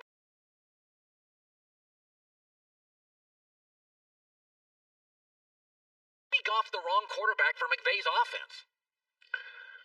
I don't know. They've been pretty successful. I agree that Jared has to play the game a certain way. He needs to play on time. The longer the play develops inside the pocket, the worse he gets. He tends to be better in the play action game. He struggles in the drop back game.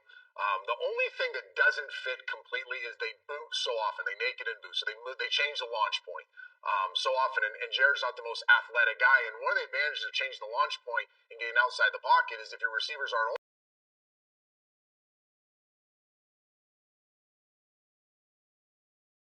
is having a mobile quarterback that can then go attack the line of scrimmage as a runner. Steve Young, think of Steve Young. They did a ton of naked boots with Steve Young.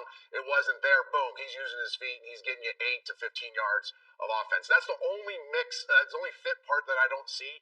I do think Jared does a great job in the line of scrimmage, handling the run game, handling all the checks. I think Jared's a good football player. Is he great? No. But I think he's very good, and he has the ability, if they stick with him, to be even more successful than he's been at this point. So what are we to do with the Tua benching? I mean,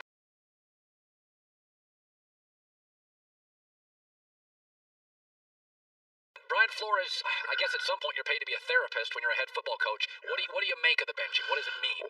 Well, I think this is one of the few head coaches that can get away with it. He's pushed all the right buttons this season.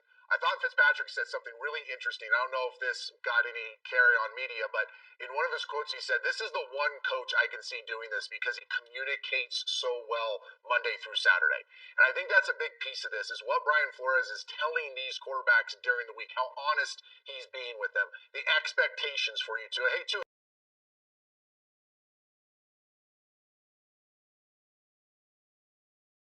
you do A, B, and C, and you're the guy. But as soon as you don't do one of those things, we got a pretty good reliever we're going to bring in who I know will do those things. And as long as you're honest and transparent with the quarterbacks going in, then I think they can live with it. You also have two pretty unselfish guys here, too. You have a unique room, and I thought the announcing crew did a good job. I think it was Kurt Warner talking about that dynamic, how these two have really like a big brother, little brother relationship. I was in a very good room like this with Matthew Hasselback in Seattle. When the two guys really respect each other, they really have a bond, and they're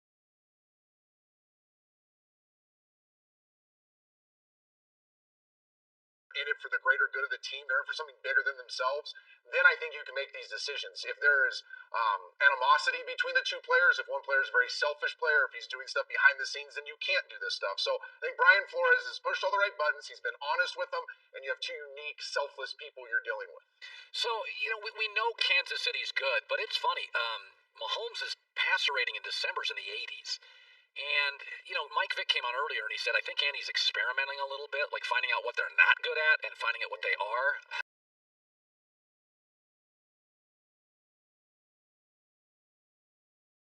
I guess you can do that when you're them. But boy, Trent, it's hard for me in the NFL to watch a team struggle in December and think, here comes Buffalo, they'll be fine. Isn't there a little concern with how Kansas City's playing despite winning?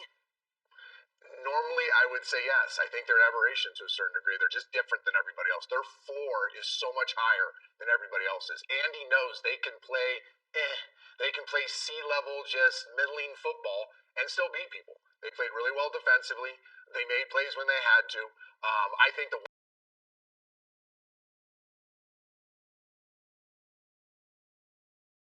one thing he has in his back pocket, his running backs are banged up. I think the thing he has in his back pocket is we can get into the playoffs and we can run the rock, we can play action pass, and we can make big plays. And they didn't do any of those things last couple weeks, but that's what playoff football is. He knows he can get into the playoffs. He still has the magic of Mahomes, the dynamic playmakers everywhere. They're coming out of their ears. But he'll get back into the playoffs. They're going to run the rock at a higher level. They're going to play action pass off of that. When they play action pass off of it, you're going to see home run shots, and they know they can trust the quarterback on third down to convert long yard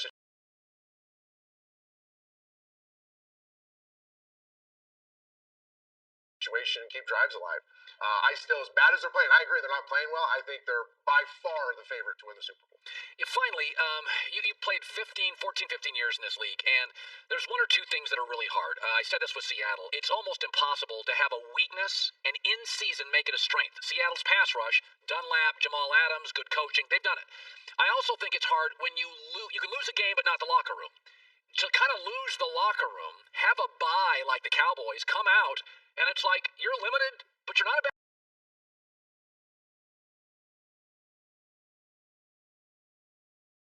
football team anymore. And I think Mike McCarthy did what's really hard is that you kind of reboot or re-engineer the locker room during the bye, and they have limitations, Trent, but, they play hard now. They didn't look like they played hard in September. That's what I see with the Cowboys now. Not just winning, but the way they're playing. What do you see? I agree. I tip my hat to Coach McCarthy and the entire staff, the entire building, because it takes the entire building. It's not just the head coach and some speech he gives. Frankly, when the head coach gives those speeches in a tough situation, I've been on those teams, you kind of roll your eyes. But when the whole building,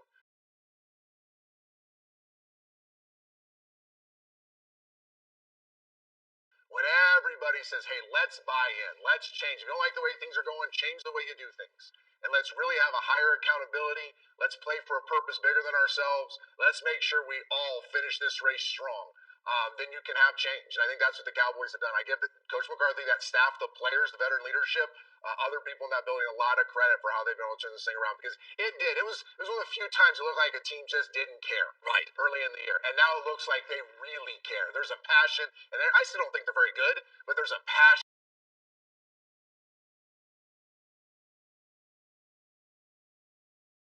Yes, energy and a juice to them. It's a complete 180 from what they were the first half of the season. I mean, listen, Trent, the Bears were on a 6-game losing streak. They were awful. And I watched the Bears first half against the Giants. I watched them the last 2 weeks, and I'm like, you got to give the coaching staff credit. Like, it is, you can lose locker rooms in this. You've been in a locker room probably before, but you just lose the guys in the last month. Here's the difference. About 6-7 years ago, the league changed and became significantly younger. All those old 6, 7, 8, 9, 10-year vets that used to make up the core of your roster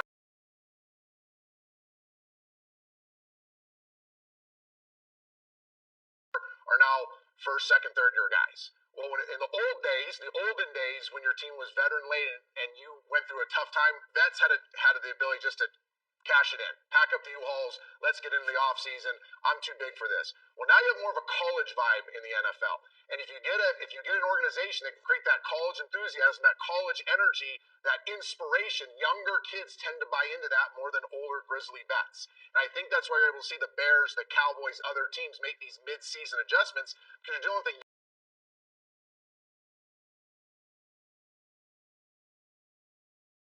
younger, more impressionable player that's willing to listen, that's willing to change, instead of the grumpy old man that's like, I'm done with this. I'm packing the U-Haul. I'm taking the kids to Hawaii as soon as this thing's over. That's really smart. That's really thoughtful. Well, we knew it. And congratulations. The beard, I can see your face now. I couldn't in November, so it's a win for all of us, Trent. Thank you. It was my Christmas present to my wife. She was not real happy with the old beard. All right, buddy. We'll talk soon, Trent Dilfer. Supplement I take every day is M-Drive. Nutrients, digestive enzymes, more lean muscle. M-Drive. Check it out. Here's Joy Taylor with the news.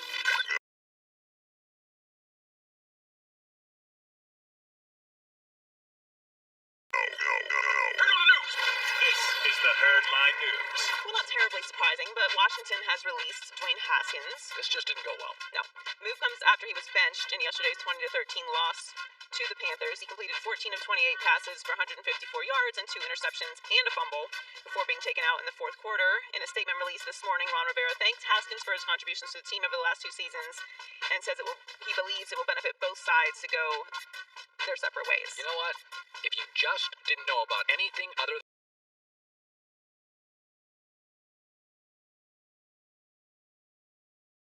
watch him drop back and throw the ball, you would say that's a successful guy. He's big, he's strong, he can throw an accurate. He has a beautiful release. When he completes balls, you're like, oh, it's beautiful. He looks like a number 1 quarterback, but the concern out of Ohio State was always maturity. Even Urban Meyer came on the show and said he's not quite ready to be a franchise quarterback, but unfortunately in pro sports, you are, go. This is the Baker issue. This was the Johnny Manziel, where there's something there, but you're asking a 22-year-old to run a $5 billion franchise, and some guys are just not ready for it. No, they're not. And I'm very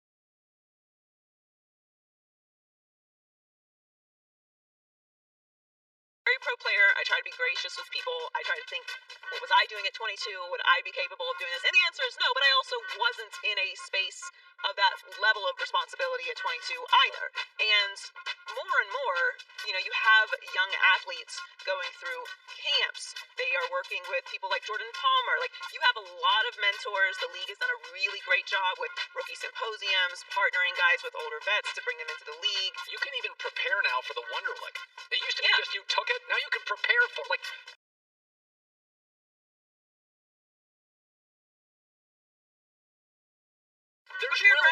there's really it's an academy. There's the football academy in America, so that you try to weed all this stuff out, so when you get the job, you're ready to go. He's not a rookie. Last year, the selfie thing, it was ridiculous. I wasn't outraged by it. It takes a lot for me to get outraged. It was just like, what are you doing? Like, this is silliness, and it's not a good look, and you have to be aware of what's going on in the game. And to me, like, if you're not on a level where you're proven and you're a winner and what you do on the field cannot be questioned, you shouldn't even be paying attention to any of those other things.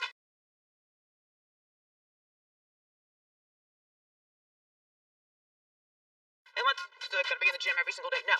But when you're on the field, you should be aware of what's going on. Like, you can't be taking a selfie when the game is not over. And obviously, we know what happens. He goes to a party with his girlfriends. It's his girlfriend's birthday party, whatever.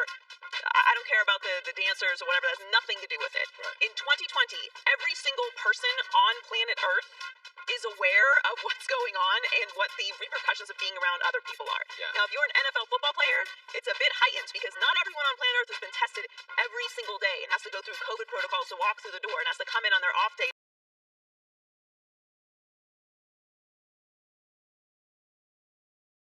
to get tested and has to wear contact tracers. Everybody's not doing that. Yeah. So you can't be unaware of where you're supposed to be. It's too much. This is a franchise that is going through a lot behind the scenes. They cannot afford any other PR situations. Yeah. Ron Rivera is a no-nonsense guy. You're just not going to get this grace on top of the fact that you're not playing well. Yeah, not gonna happen. Now, is he going to end up somewhere else? Maybe. But if he doesn't, I wouldn't be surprised. He's had some chances. Yeah, I mean, this is why GMs, like guys like me, come out and are critical of Johnny Manziel and Baker or Jameis Winston about judgment. Because by the time you get to the NFL, they're not going to be patient.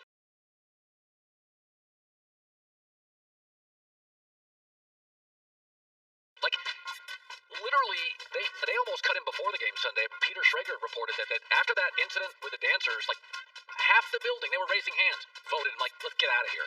I mean, obviously Alex Smith is injured, and Ron Rivera owes it to the other guys on the team to put the best player out there to give them an opportunity to make it to the playoffs, because despite the fact that obviously Dwayne Haskins doesn't care about that, the rest of the guys do, and they deserve an opportunity to go to the postseason. So I think that's what it ended up coming down to. Now Taylor Heineke is going to get the start next week. But if I was Ron Rivera, there's no way he would see the field again. But I really think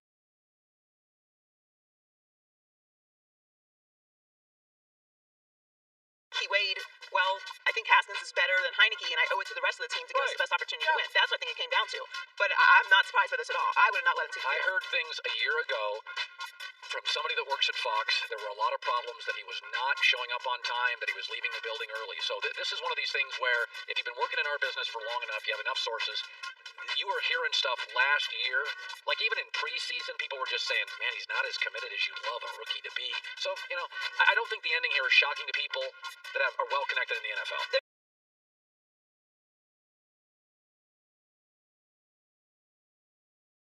There's a lot of things that can be out of your control. You can go to an organization that's dysfunctional. Yes. You can lose players to injury. Bad head Your coach is coach. going to get fired. I mean, look at Deshaun Watson. What he's had to deal with in his career. The things that are within your control, being on time, not going to parties during a global pandemic, things like that, you need to take care of. So the Chiefs held on to beat the Falcons in a close 17-14 game. Atlanta gave Kansas City's offense some problems, holding them to fewer than 20 points for the first time this season. The Falcons had a chance to send it to overtime, but Younghoe Koo missed a 39-yard field goal at the end of the game. I'm not laughing, you know.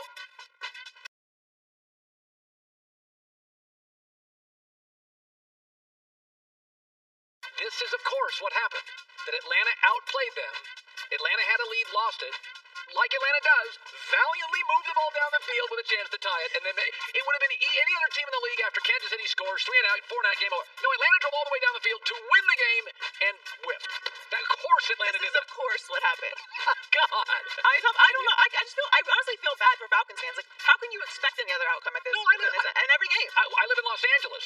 Atlanta is the Chargers South. Yeah. This is what, like, at some point,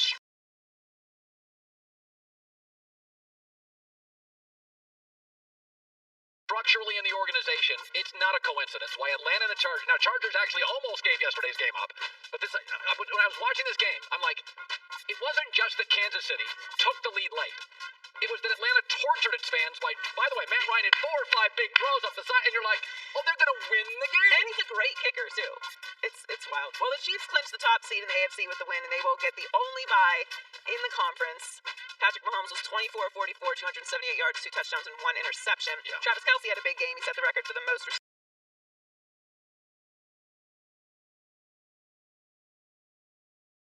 receiving yards in a season by a tight end with 1,416, a record previously held by George Kittle. He also became the first tight end to have 2 100-catch seasons. So a star for them, obviously. But look, they got the bye, so they're happy. Only team in the playoffs we know exactly where they'll be. At home. Everyone else is still up in the air. All right, so this was crazy yesterday. Obviously, it was a full day of NFL games with a lot of implications, but there's NBA basketball being played. Yeah. And without Kawhi Leonard, the Clippers found themselves in a historically bad situation. They trailed the Mavs by 50 points at halftime. What was the score? 77 to 77-27 at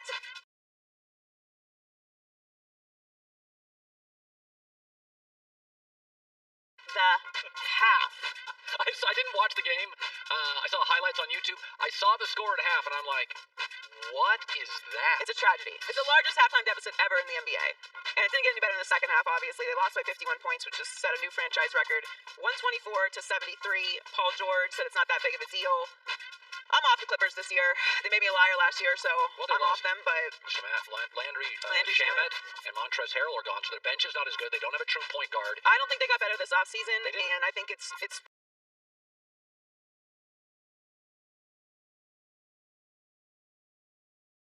I don't want to overreact to the beginning of the season, but to me, Kawhi Leonard is in a different category. He's separate. He's beyond reproach. He's a great player. He won a championship. Yeah, he's a great player. He carried the Raptors and won a championship for the country of Canada.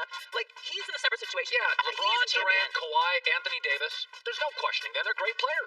I know what he can do in the playoffs. I've seen it for years. Paul George is the question mark on this team. I don't care about the money, whatever. Everybody has to get paid. Every team has to pay somebody. That's not the important part. You're number 2. You have to prove that you are that guy.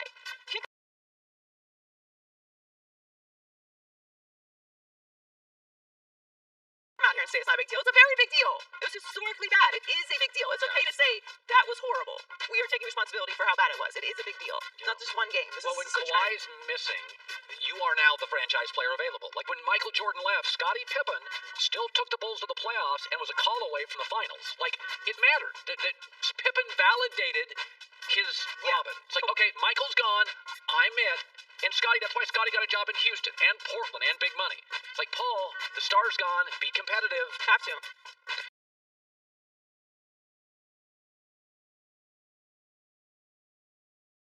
Enjoy the news.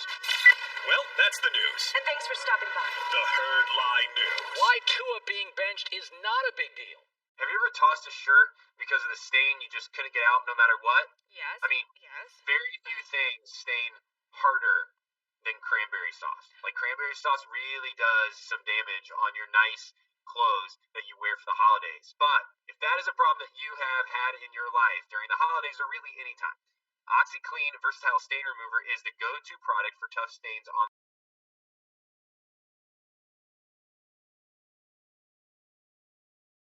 laundry and almost any other surface in your home. OxyClean can save items that you thought were ruined and heading for the trash, and it can also be added to every laundry load for extra stain-fighting power.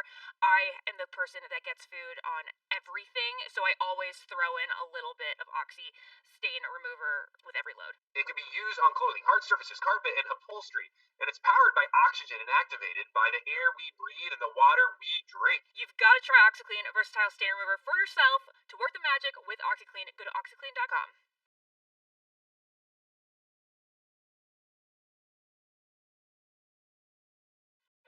At the right time, the right story can work magic. And right now, we could all use a boost. I'm actor Anupam Kher, and on my new podcast, Anupam Cares, I will share stories with you from my life, from growing up in the Himalayan foothills to acting in over 500 Bollywood films. I will also be bringing you stories of untold heroes from around the world to lift our spirits and remind us that anything can happen. Find Anupam Cares on the iHeartRadio app, Apple Podcasts, or wherever you get your podcasts. Really, it's not. I'll explain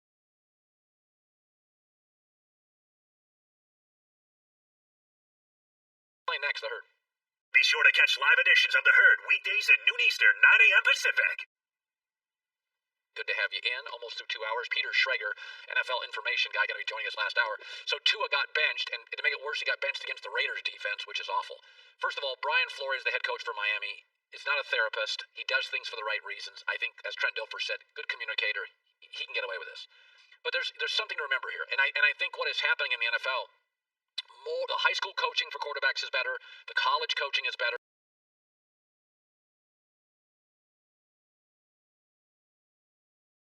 The NFL is now accepting college and sometimes high school schemes, so there's just more good quarterbacks. We currently have 3 backups in the NFL. They're all former starters, and they do something significantly better than the guy that has the job. I think Marcus Mariota is a significantly better athlete than Derek Carr. Derek's the better quarterback. I think Ryan Fitzpatrick is a significantly better athlete than Tua. I think Tua potentially is the better quarterback. I think Andy Dalton, as just a distributor of the football accurately, throws a better football than Dak Prescott. Dak's the better quarterback. So in this instance,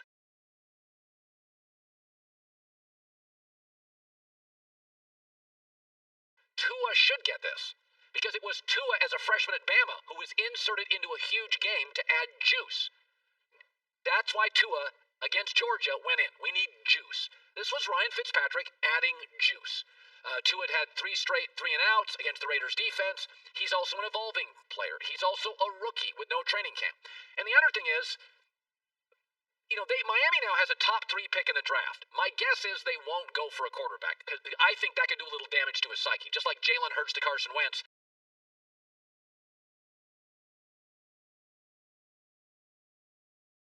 I think it's really hard for a young quarterback. You go first, second round, you draft a quarterback.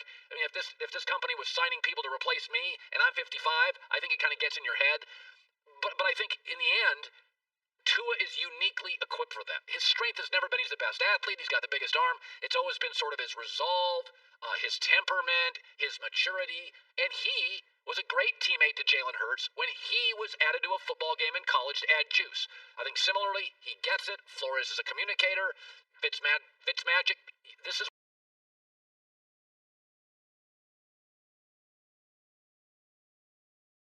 does. This is what Mariota can do. This is what Dak can do. There are backups in this league that are better than the starter at specific things. And when it comes to juice and energy, that's Ryan Fitzpatrick's game. The other thing is, listen, I have watched the NFL go from ripping mobile quarterbacks to now demanding mobile quarterbacks. But one of the things I've seen in golf, I've seen it in basketball, I've seen it in baseball. Not everybody has the perfect shot or the perfect swing. Lamar Jackson, the criticism really baffles me.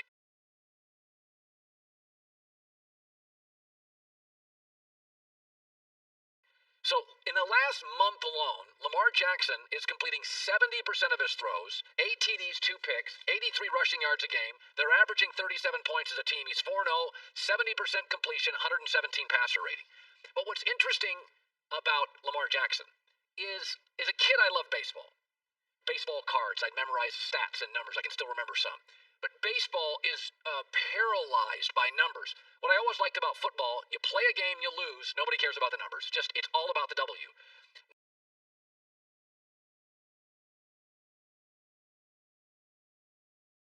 Not only does Lamar Jackson have a passer rating now, and we got a lot of starts, over 100.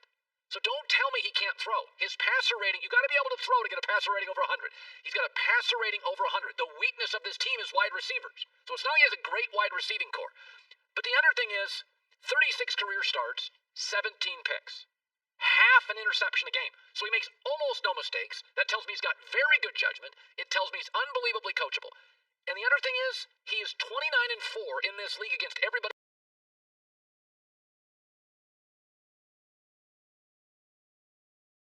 Not name the Kansas City Chiefs. I think the Titans last year, I think that's what the Ravens are. I think the Baltimore Ravens are the Titans of last year. They've got an identity. They're mostly about power running. They can throw the ball with touch and spots. They're playing with house money. Everybody's sold them off mid-season. I think the Ravens are a nightmare to play, and I don't get the critics of Lamar Jackson. 26-4 against everybody not named the Chiefs. Folks, this isn't baseball. Win the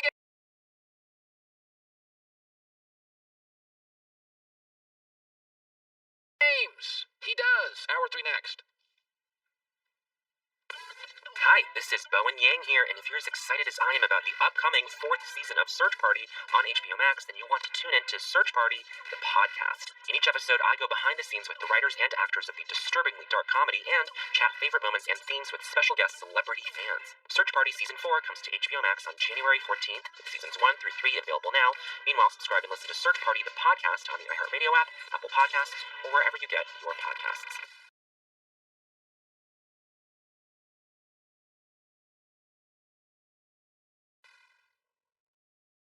Hey everyone, it's Michelle Williams, and I love being able to share my story with you on my podcast, Checking In with Michelle Williams, where my guests and I, we get real as we share the ups and downs of our mental health journeys, and I'd love for you to join me. Hey, it's going to be your church and your turn up. So listen to Checking In with Michelle Williams every Tuesday, a part of the Black Effect on the iHeartRadio app, Apple Podcasts, or wherever you get your podcasts. My name is Lowell Berlanti, and I created the podcast Prodigy to find the answer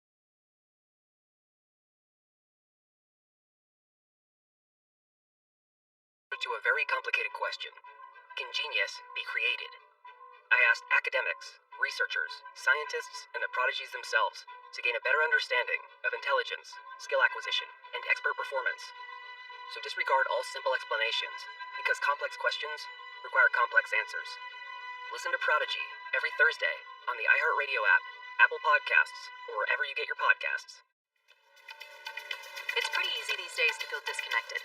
We're pulled in so many different directions, and that can leave us feeling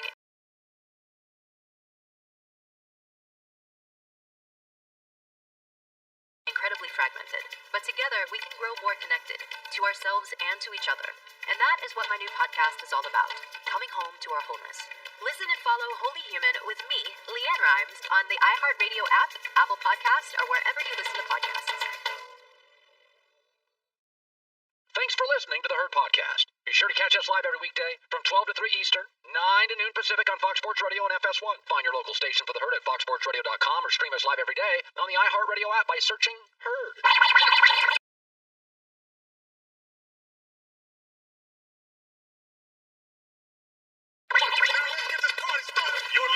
Fox Sports Radio.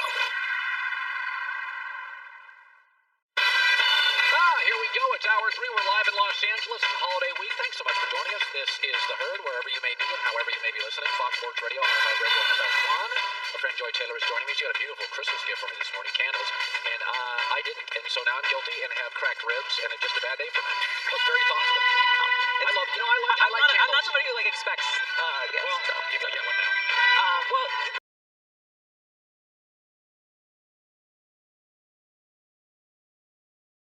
just give me the money that you owe me. Oh my God, that's terrible. Don't make me laugh. My ribs hurt. Don't make me laugh. All right, I'm sorry. No, but I'm glad you like them. I did. Thank you very much. I got into this discussion yesterday with my buddy Colin. That's his name, actually.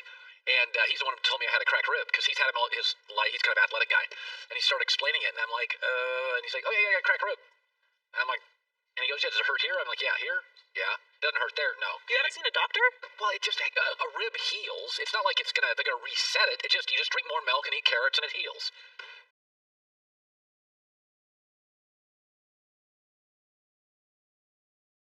I think that's what you do. You don't smoke cigars. You do a lot of calcium, eat a lot of bananas, and my rib heals. It's just cracked. It'll solve itself. You may want to just, see a doctor. Okay. So we were talking about this. He said, Justin Fields, because I said, I think, Trevor Lawrence is going to the Jags, number 1 pick. The Jets will, number 2 pick, guaranteed they'll get Justin Fields. And he said, are you sure that he's better than Sam Darnold? And I said, no, but sometimes you have to do things to protect yourself. If I ran the New York Jets, if I stay with Darnold and Justin Fields hits somewhere,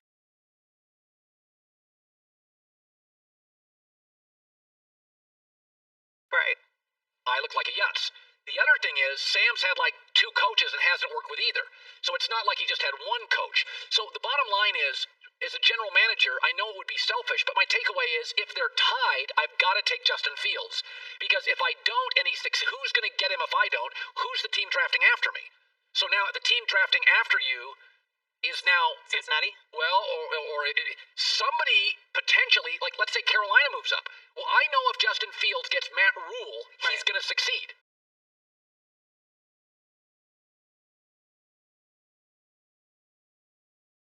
Yeah. Right. So I know if I don't take Justin Fields, Carolina's got an offensive coach, a really smart young general manager. He's going to succeed in a division where Brady and Breeze are going to be retiring really soon. So, to some degree, you look at the landscape and think, okay, I'm not going to take this guy. Where's he going to end up?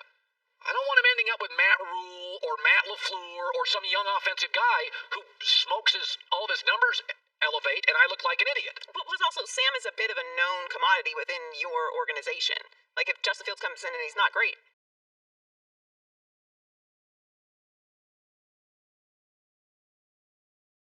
At least you tried. That's going to be the sense around the building.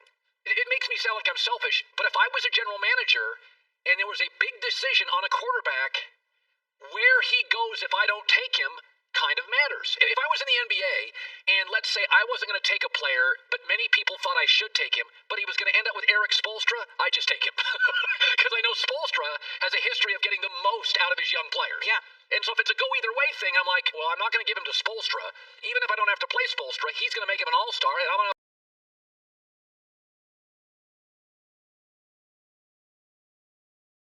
look like a schmuck. Does that make sense? Absolutely. General managers need to keep their jobs too. But I also think that there's something too, Sam Darnold has had his time in that organization. Even if you bring in a new coach and a new system, we know what he is with the Jets. He might go somewhere else and be great, but there's built-in excuses and reasons for all that. He needed a new start. You guys needed a new start. But if Justin Fields comes in and he's not great, there's at least a sense that you made a bold move. There you go. You rolled the dice. Yeah. Didn't play it safe, which New York's not a play it safe town. It's a big, go for it city. Peter Schrager in 15 minutes joins us. Best for last.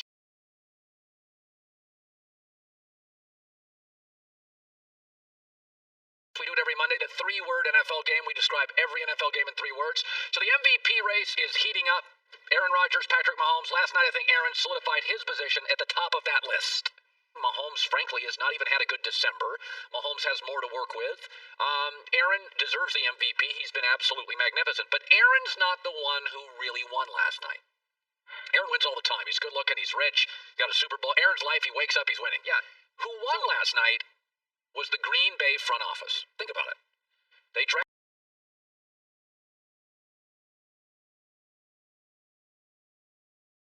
draft Jordan Love, and they said, many reports, well documented, it was to push Aaron Rodgers. Oh, he said his best season ever.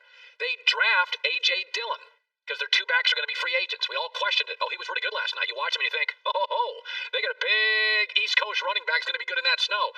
Matt LaFleur as the head coach is now 25-6. They signed Aaron to an extension a couple of years ago. The cap hits $21 million for the league's most valuable player. And the last couple of free agent signings have done really, really well. Last 2 years, they went out and got Preston Smith, Za'Darius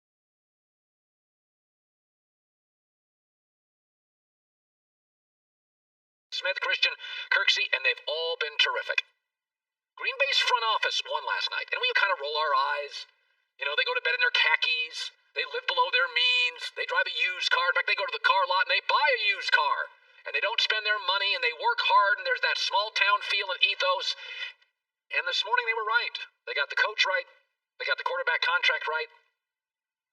They don't go big in free agency, but they go smart. The draft picks look like they work. We argued all off-season. I certainly did. I said, this is the fighter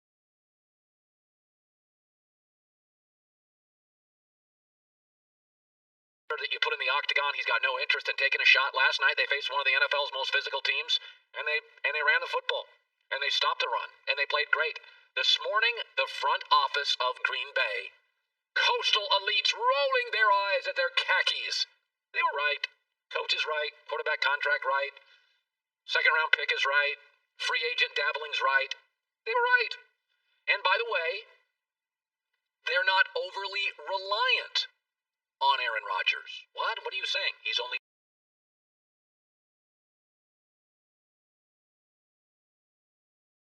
12th in attempts. So in the offseason, they got Jordan Love to kind of push Aaron, and they wanted to be more physical, meaning they saw what San Francisco did to him. They didn't want to be reliant on Aaron throwing 45, 55 times a game. He is 12th in the NFL in attempts. They're balanced. They're physical. This morning they look smart, and they're absolutely, for all the eye rollers, and I'm one of them, check, check, check, check, check. They're one of a handful of teams that should win the Super Bowl, and it's going to go through Lambeau. And it's been remarkable through the years how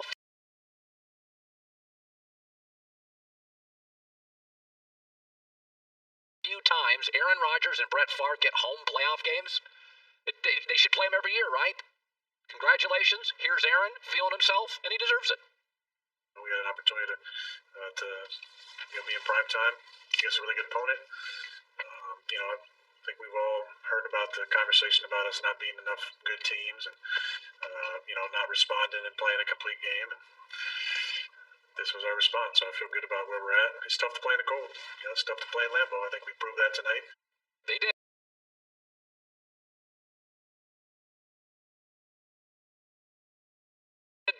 They got it right. The draft picks, the free agents, the quarterback contract, the head coach, the front office, keep wearing those khakis to bed. You were right.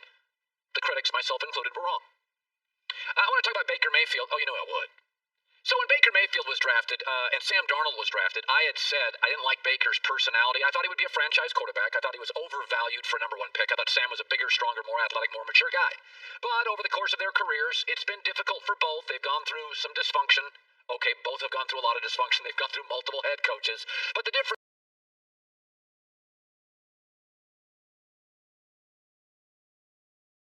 is Baker Mayfield had a very aggressive front office. They got him OBJ, they got him Jarvis Landry, they've gone out and got him really good offensive linemen. They have spent money, and mostly on offense. They don't spend money on the back end of their defense. That's all cheap draft picks. They put their money behind him, and Sam Darnold, well, all their good players are mostly on defense. And many of you have said, Colin, you were wrong. Sam Darnold is just no good and Baker's great. Well, isn't it interesting? What happened to Baker Mayfield yesterday? Oh, nothing. What happened to Baker Mayfield yesterday was Sam Darnold's reality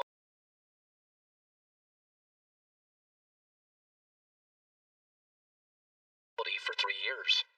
Oh, the Cleveland offensive line went from the best graded offensive line in the NFL to missing 2 of its best starters. It was just average. The running game, like Sam Darnold, he didn't have any. Wide receivers, top 3 or 4 are out. Yeah, that's sort of what happened to Sam Darnold's first 3 years. Sam Darnold's career has been no run game, bottom 5 offensive line, and a wide receiving core that's hurt. COVID, can't play, missing in action, no show. That's what Cleveland was yesterday. And it's funny how completely mediocre Baker Mayfield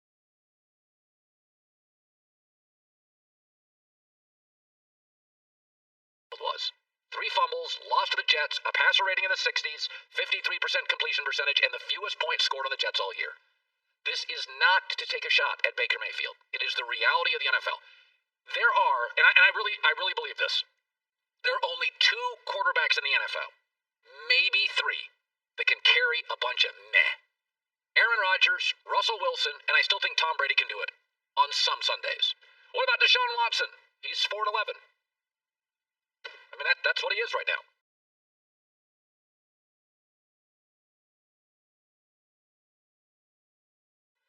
Well, what about Mahomes?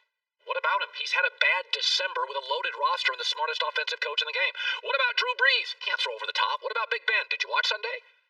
Outside of Aaron Rodgers and Russell Wilson, who just make meh work almost every Sunday, and I think Brady's way closer to that than anybody wants to admit, this league is about what you're surrounded by. Justin Herbert can't mostly overcome a coach who's solid but not special. Baker yesterday, or Sam most of his career, can't overcome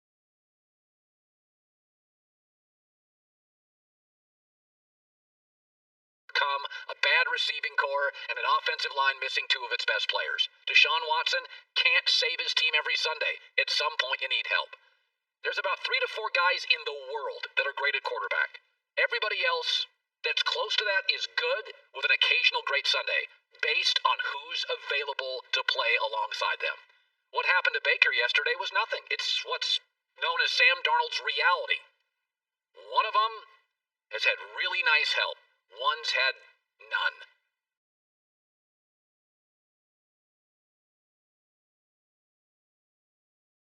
Yesterday, it was actually Sam who had the healthier receiving core and the better defense. And actually, I thought the better play calling. Why'd Baker throw it so many times? Here's Baker after. Plain and simple, I failed this team. I put 3 balls on the ground. 2 of them that, they recovered, and then the other that on the 4th down, obviously, needed to just hold on to the dead ball. This one's on me, but here's the thing. This one's going to stink for a day or 2, but we have the Steelers to win and get in. Here's why I love the NFL. I won't spend too much time. I'll talk about this later.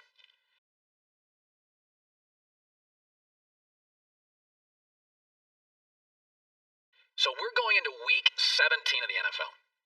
11 teams this morning. A third of the league has no idea if they're in or out of the playoffs. This is only 1 team in the NFL this morning, as far as I can tell. Kansas City knows exactly they have a bye. It's the gift that keeps on giving. I think there's 9 teams with the potential to win 1 playoff game. Baltimore maybe 2. But just think about this. We go through this entire season. It's been,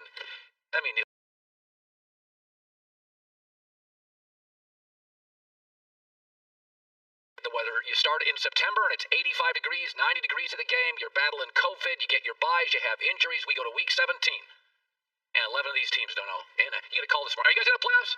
I don't know. We got 1 more game. Yeah, I have no idea. What are your travel plans in the offseason? Really, I have no idea. I have to wait until next Sunday. You can't script how great this league is. Still think Baltimore, if they don't make the playoffs, is the best team I've ever seen in the NFL that would not make the playoffs. We added a playoff team in both the AFC and NFC, and still Baltimore may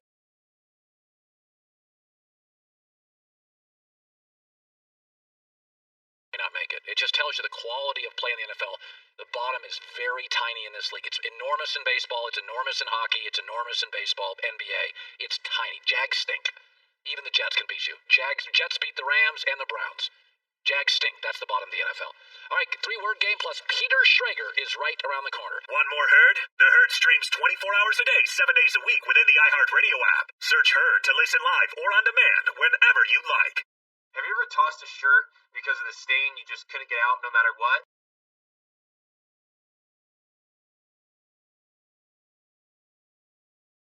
Yes. I mean, very few things stain harder than cranberry sauce. Like, cranberry sauce really does some damage on your nice clothes that you wear for the holidays. But if that is a problem that you have had in your life during the holidays or really any time, OxyClean Versatile Stain Remover is the go-to product for tough stains on laundry and almost any other surface in your home. OxyClean can save items that you thought were ruined and heading for the trash, and it can also be added to every laundry load for extra stain-fighting power.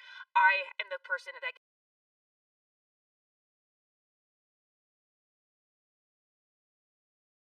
gets food on everything, so I always throw in a little bit of Oxy stain remover with every load. It can be used on clothing, hard surfaces, carpet, and upholstery, and it's powered by oxygen and activated by the air we breathe and the water we drink. You've got to try OxyClean, a versatile stain remover for yourself. To work the magic with OxyClean, go to OxyClean.com. Ashley, this is something that when sometimes before the podcast starts, all of us are talking about life and about frustrations and whatever else comes up. And this actually would have been a great Ben Bitches segment. But I really just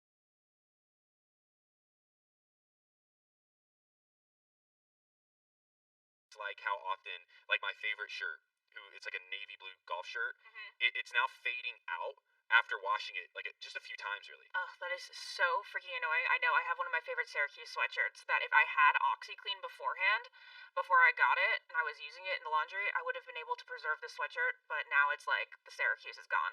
So, have you ever been frustrated about your favorite dark clothes losing that deep and rich color like Ashley and I have? Oh, it's the worst. Well, OxyClean Dark Protect removes stains and helps prevent fading and pilling to help keep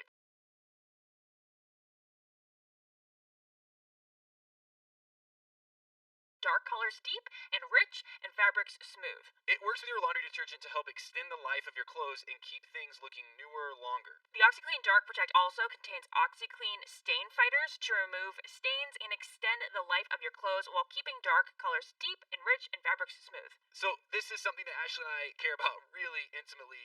So if you have the same kind of concerns, if this has happened to you, and I'd be shocked if it haven't, you've got to try OxyClean Dark Protect for yourself. If you want to work your magic with OxyClean, go to OxyClean.com. It's my guy, Peter Schrager.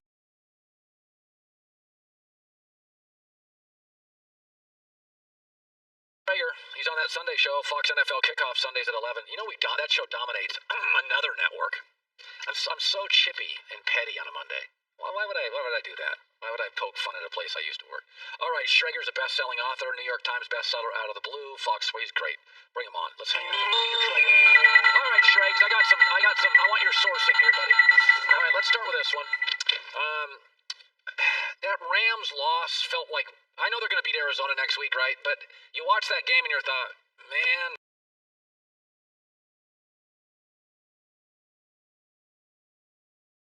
McVay's body language, Goff, frustrating. It felt like more than a loss. It felt like a statement. What did you make of that loss to Seattle? There's a couple things at play here. Goff was terrible again. He was terrible against the Jets. He was terrible yesterday. He showed a lot of toughness because he broke his thumb in the game, and then he said, keep me in. I want to still play. And he wants to play next week. I can tell you that. That fourth down interception that he had, it's one of the worst interceptions you'll see. He's a fifth-year guy. So now you're wondering, he had the whole field to run. If he runs 7 yards, he's got, first down, and we're in the game. It just feels like this year he's just so inconsistent. And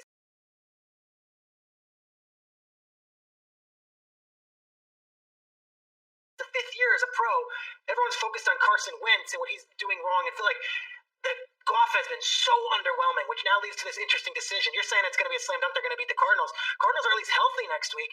These guys are going to have Goff with a broken thumb or a quarterback named John Wofford, who has never started an NFL game. He is the career leader in AAF career touchdowns, if you want that stat out of Wake Forest. And Darrell Henderson's out. So they're going to have no Cam Akers, no Henderson, Goff with a broken thumb, or a guy making his first career start against Kyler Murray, Kenyon Drake, and of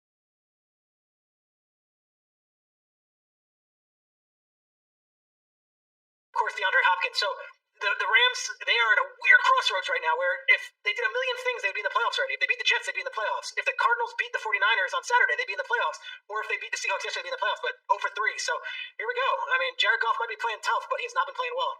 Arizona, San Francisco, a game we've not talked about. I would have bet money that Arizona would win that game, and instead, their offense just couldn't get it rolling. What was your takeaway on that?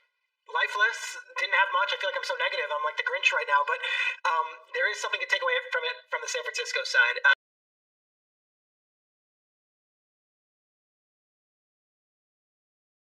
I got so many texts Saturday night from not only coaches around the league, but decision makers around the league being like, man, Robert Saleh got those guys to play. And the Niners have had as adverse a situation as anybody. If you think about, they've been living in this hotel in Arizona for a month, especially during the holidays. They're not with their families.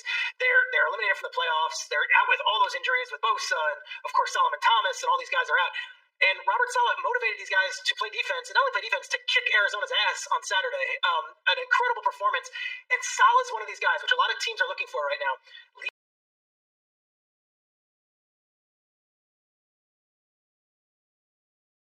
of men. Like, you see him on the sidelines, and you might roll your eyes at a guy chest bumping his players. These guys want to run through a wall for him. So it's a weird year for coaching hires. There's going to be like 7 or 8 vacancies, but there's no slam dunks right now. There is no Kyle Shanahan or McVay, or even last year there were all these big names that were young up-and-coming coordinators. Saleh might be the belle of the ball, and it's for a team that's got 6 wins on the year. Yeah. Probably should have led with this. It's the most breaking story. The Washington football team has released Dwayne Haskins. Are you surprised? All right, so we do the kickoff show, 11 a.m. Eastern, 8 a.m. Pacific. I came on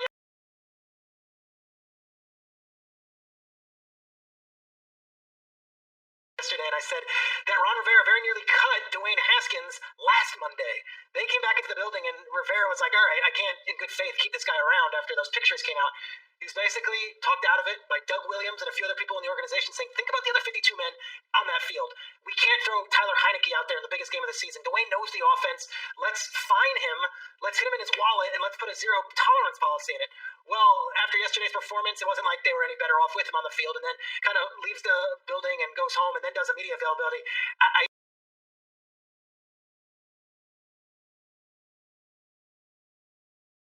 They stripped him of his captaincy, which you make what you want of that, whatever. But this morning it was like, there's no reason to keep this guy around. We have to set an example. And I think it's almost one of these philosophical things. Did he give you the best opportunity to win yesterday? Maybe. Or does the rest of the team roll their eyes and say, I can't believe this guy's our quarterback? They're going to go into week 17 with either Alex Smith, who they hope is healthy, or Tyler Heineke with the division on the line of a Sunday night game on NBC with everyone watching. But Haskins, he'll never be a Washington football player. I don't know what team he's on next year, or if and what position he is. He might be second or third string, but I don't see him starting for a team next year.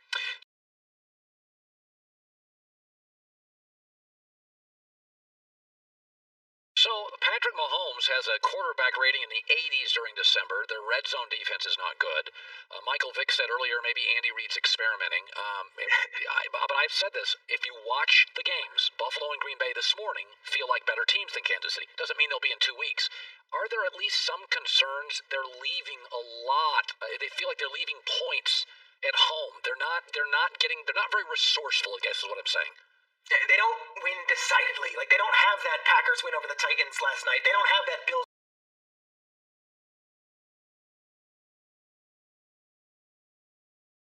win over the Steelers where you're like, oh man, they just win by 3, 6, 9 points. They get by. I spoke to a lot of folks in the Kansas City organization after yesterday's win, and the feeling there is like, we're 14-1. We've wrapped up the number 1 seed. We've got the only bye that has been locked up in the entire NFL. And there's critics coming out everywhere. They could have easily lost any of these games. But the bottom line is, they don't. Do I think Andy Reid's getting a little bored and wants to try trick plays like that bizarre 4th down call where they're throwing a pass to Mahomes? I don't know. But if I'm a defensive coordinator, I have to worry about that the next week. The Chiefs did something very important yesterday. They locked up that first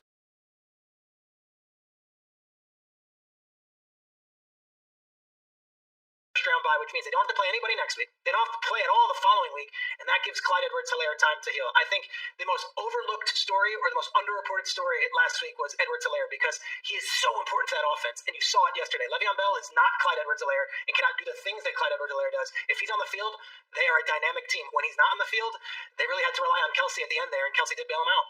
I'm just going to ad-lib this one. I don't have it in any notes, but it was funny watching the Steelers and the Colts, and I felt like I was watching the same team. Promising young players, good defense.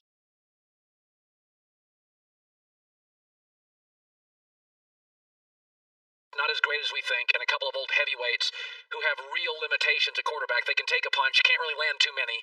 And as I watched the game, it was funny, Shrakes. I was thinking, boy, Carson Wentz could really solve issues for both these teams. I know, it's crazy, right? And then I'm watching Jalen Hurts, and he's effective. And I didn't win, but he's effective. And let me just ask you, we all know Phillip Rivers was a 1-year contract. We know that's not long-term.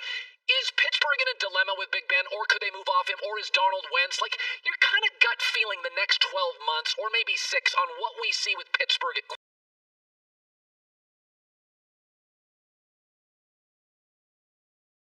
quarterback. Yeah, I think the Phillip Rivers thing feels like a little bit of like a mercenary. Like, all right, we hired him for the year.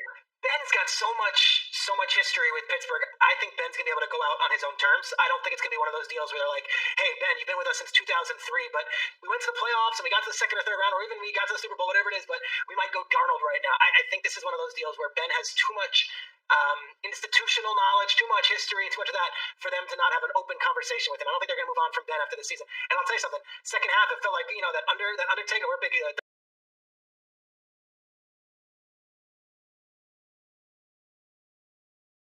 WWE company here. That Undertaker meme where he like rises up. That's what it felt like a little bit with Ben Roethlisberger. He looked great in the second half. All of a sudden, it was like, here he is. So I wouldn't count out Ben in January just yet. Rivers, I don't know if he's there next year. Yeah. By the way, what'd you make of the Packers win? I said to start my top of this hour, I said it felt like an organizational win, like we all kind of roll our eyes at the conservative, khaki-wearing nature of the Packers. And then you look at that running back last night, and then you look at Jordan Love did inspire him, and Matt LaFleur was the right coach, and all their free agents have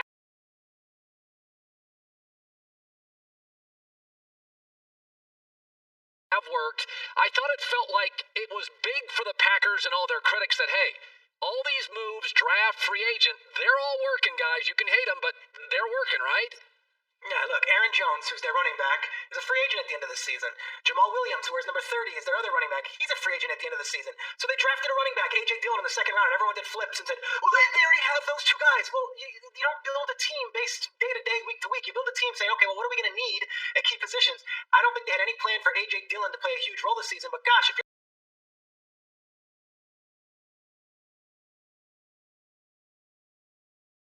an NFC team looking at the Packers last night, you're like, who's this 28 who's banging on players and angry run into the end zone? Oh gosh, that's their rookie, and he's there also. So hey, look, LaFleur and Nathaniel Hackett, the head coach and the offensive coordinator, they're not Mike Vrabel, they're not Sean Payton, they're not full of swagger and gusto, and they're going to walk in and they're going to give you a wedgie and stick you in the locker. They're thinking guys. That's what they are. They're thinkers, and they're drawing it all out, and it's kind of going to plan. So I'm fascinated to see where this goes, but Rodgers seems happy. He is happy, and he kind of likes this coaching staff.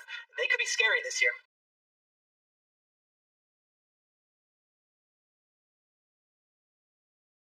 Yeah. All right, Schrager, great seeing you. Have a happy Monday and a great holiday week. Love working with you. We'll see you next Sunday. You're the best, and our Sunday kickoff show is awesome. Thanks, Colin.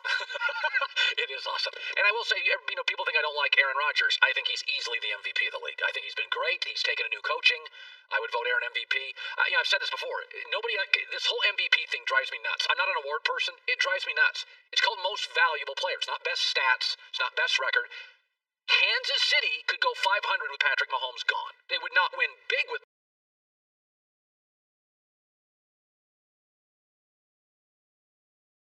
Patrick Mahomes, but they would win. Green Bay's not winning without Aaron Rodgers. They're not winning games. We've seen what's happened the last 10 years when he gets hurt. They can't win games. So Aaron's the MVP. He's earned it. He's taken to the new coaching staff.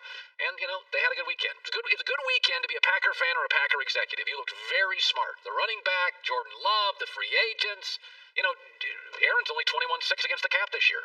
They signed him early to an extension. Now next year I think it's mid-30s. But by the way, for Aaron Rodgers, mid-30s, you can totally live with that. I watched the Seahawks yesterday, and when Russell Wilson signed that contract, it was like, ugh.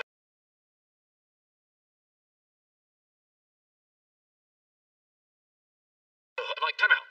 There were 2 drives all day in Seattle. End of the first half, end of the game. 2 drives the whole game that were impressive. Both engineered by one guy in the entire stadium. Russell Wilson. He's worth every penny of his contract. Joy Taylor with the news. No. Herd on the news. This is the Herd Line News. If the guy can win the game for you, then that contract isn't you should be really excited to give him all that money. The defense in the Rams Seahawks, the defense has dominated the game. One guy kind of just made it happen twice. In 4 hours, you got 2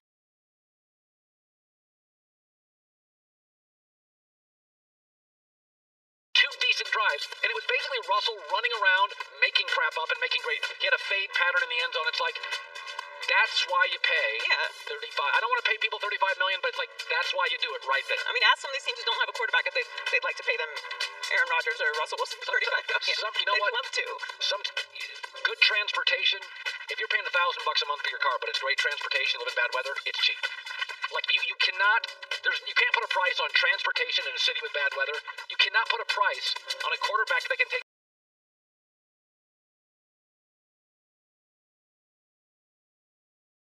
a battle line and win a division. There is no price in the NFL on it. So Alvin Kamara tied an NFL record, scoring 6 touchdowns in the Saints' 52-33 win over the Vikings on Christmas Day. He is the 4th player in history to score 6 touchdowns in a game. It hadn't been done since 1965. He also finished with 155 rushing yards, which is his season high, and the win clinched the NFC South for the Saints for the 4th straight season. Obviously, the Vikings defense is very depleted due to injury and did not play well. This was fun to watch, though. It was really impressive, and he had these really cool Christmas cleats on, which you can see in the video here.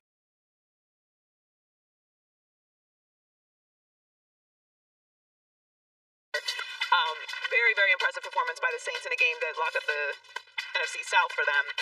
I like the Saints before the season. I like the way that they're going into the playoffs. I do. Listen, so now I got Taysom Hill for 12 to 15 plays.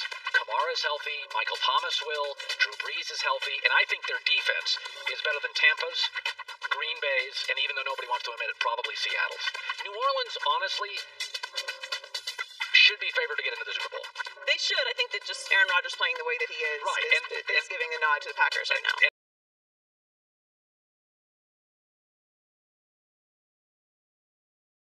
They would have to go to Lambeau. Oh, yes, that's the other big question is how is Drew Brees going to play outside the dome in some place like Lambeau? Like, that really is the question. But you have Taysom Hill. You can get creative. Sean Payton is very creative with their offense. And listen, Vikings defense is not great, so cut 3 of those touchdowns off for Alvin Kamara. If he's running like that, that's going to be a rough day for anybody. The Saints can get the number 1 seed in the NFC with a win against the Panthers, combined with a loss by the Packers. They play the Bears. And they play the Bears. And the Bears win and they're in, so you're going to get that's a really interesting.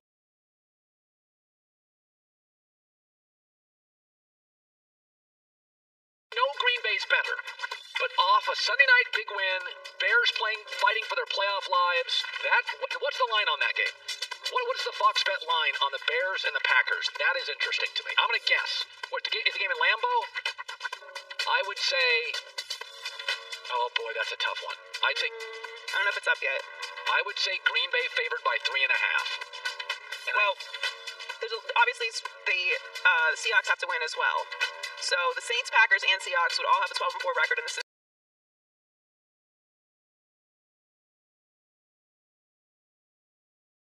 and the Saints will get the number 1 seed based on the conference winning percentage. But yeah, that Bears game is very interesting, and obviously the Seahawks have to get the win as well.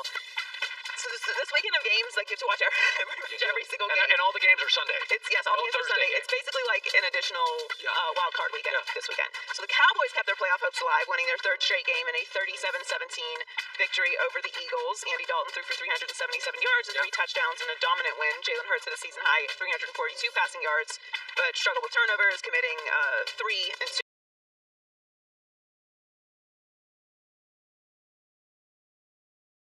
In the red zone, and Philly's loss eliminated them from playoff contention. It got pretty bad after Fletcher Cox went out for the Eagles, but it's not really a surprise. The Eagles are struggling a lot this season. Yeah, I mean, listen, Michael Gallup played well. CeeDee Lamb is good. Amari Cooper. We know where the Dallas Cowboys don't need to draft a player. They are stacked. You might want to pull a Carolina and just go all defense. Yeah, no, and maybe an offensive lineman. Yeah, I think that's it. Get an offensive lineman, go all defense. So Washington advances to the postseason with a win over the Eagles this weekend. If Washington loses, then the winner of Cowboys Giants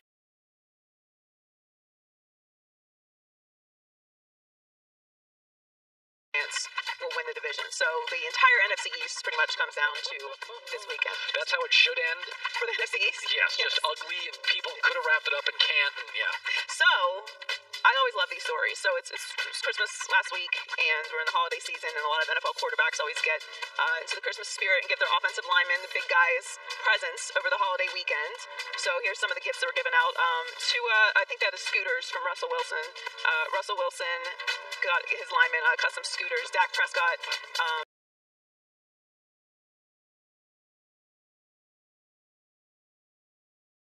gave his linemen Segway go-karts. Tua got his linemen grills and meat sampler packs. Oh, I like that. Josh Allen, yes, you're a big grill guy. Josh Allen got his teammates a set of golf clubs and golf lessons. Whoa. I think it's very nice. Josh Allen delivers. Kyler Murray got his offensive line original paintings of themselves. What? What? I don't know. It was interesting too. Where do you put a painting of yourself? Like, where's an appropriate place in your house to put a painting of yourself? There's not. I think maybe if you have like a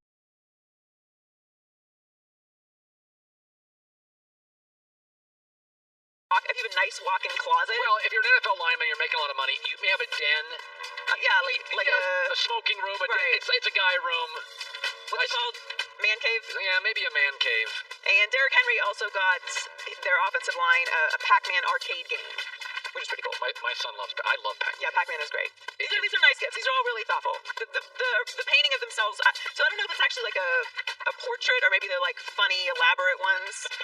But all these gifts are cool. I think that's a nice job. I love that. For the big guys. I love that. Derrick Henry's a good dude.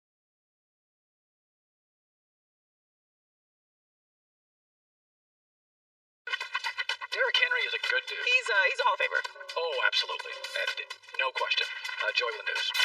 Well, that's the news. And thanks for stopping by. The Herd Live. We should do that as a segment. How many people playing in the NFL are Hall of Famers right now?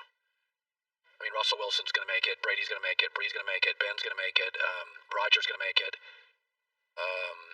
Did you say Russell? Yeah, Russell's going to make it. You can't put Mahomes in yet. I'm trying. Ronnie Stanley, if he's healthy, left tackle for Baltimore's in. J.J.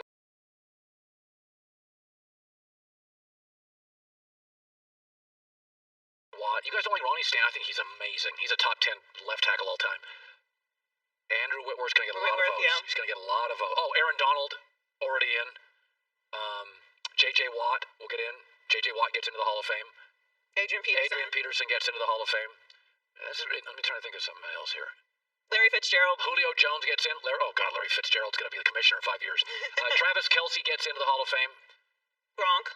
Oh, yeah. Gronk gets into the Hall of Fame. What have we done, about 15 or 20?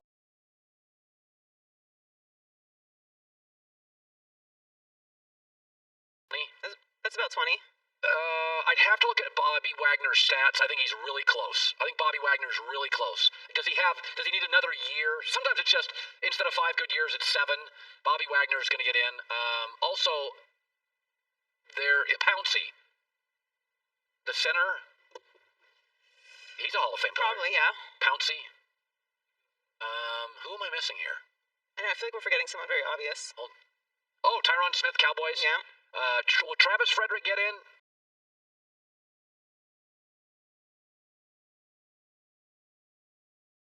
Retired early, will he get in? He'll get a lot of votes. Zach Martin would get in. Zach Martin gets in. Fletcher Cox gets in. He'll be a Hall of Famer. Fletcher Cox for Philadelphia. There's a lot of guys. We're pretty good off the top of our head. And we're not even counting Patrick Mahomes. How come I got so much pushback in the control room from Ronnie Stanley, the left tackle because he's only played in the league 5 years or something? How long has he played? How long has Ronnie Stanley played in the league left tackle Ravens? He's absolutely a Hall of Famer. He's great. You can't put him on. How long has Ronnie Stanley played in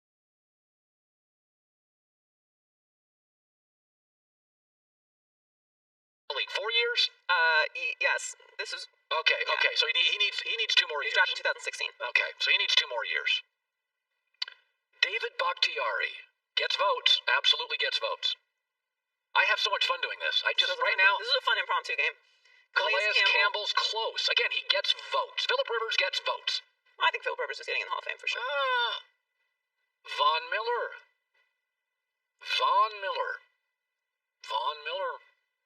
Super Bowl MVP.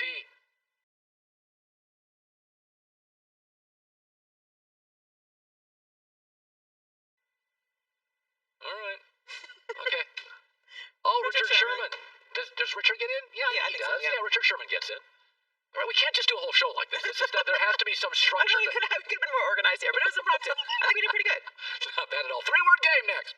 Be sure to catch live editions of The Herd weekdays at noon Eastern, 9 a.m. Pacific on Fox Sports Radio, FS1, and the iHeartRadio app. Hey guys, this is Ashley I with the Almost Famous podcast. We had such a fun episode this week thanks to OxyClean with some of your favorites from Bachelor Nation like Caitlin Bristow,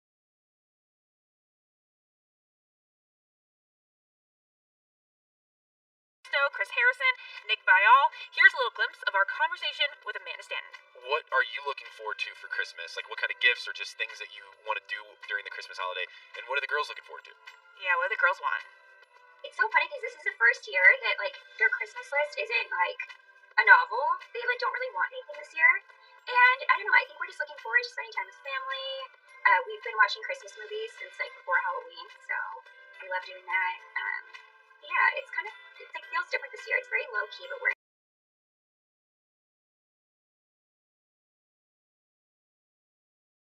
enjoying it. We love her so much, and big thanks to OxyClean for making this happen. Make sure to stock up on your OxyClean so you have something to help clean up those red wine stains you're bound to get over Christmas.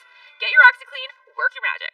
Friends, Dancing with the Stars partners, and now podcast hosts. Backstreet Boys AJ McLean and Cheryl Burke bring you Pretty Messed Up. This show talks about pretty much anything, everything, love, life, drugs, sex, rock and roll, you name it. Pretty Messed Up doesn't hold back. It's a hot mess with the guidance, mentorship, and watchful eye of their friend Renee Elizondo. We get pretty deep and we just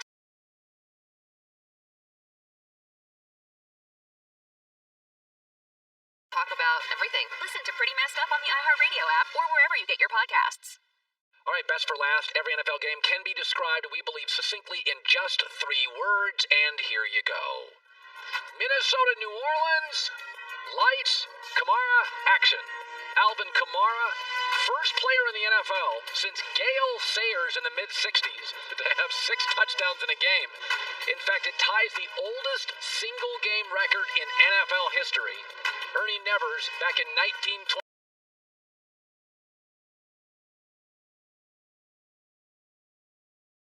I didn't see Ernie play. We don't have film of it. Congratulations to Alvin. Tampa Bay, Detroit. Admit you're wrong. You thought Brady was washed. I thought he would be Matt Ryan. He's way better. He's like Aaron Rodgers. First of all, in his last 4 quarters, 2 against the Falcons, 4 against the Lions, 6 TDs, no picks, and 680 yards passing. 13 years, Tampa Bay, playoff drought. Brady arrives, made the playoffs. San Francisco,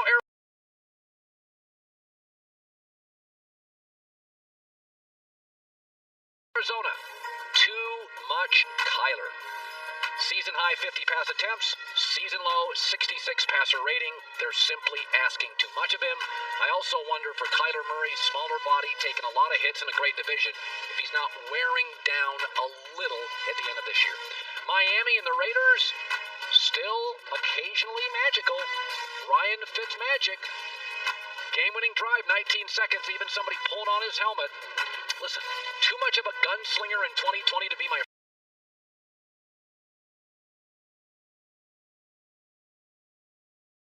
franchise guy, but incredibly athletic, lets it rip, strong, never nervous in big spots. He feels he's like a little bit of an outdated relic, a gunslinger, like a less talented Brett Favre, but he can be magical. He has his moments, and he did against the Raiders. Giants, Baltimore, control their destiny. Ravens can clinch a playoff berth with a win against the Bengals, and I think they will. Say what you want. The Ravens are a top 10 defense, a top 10 coach, the number 1 rushing team, top 5 on third down.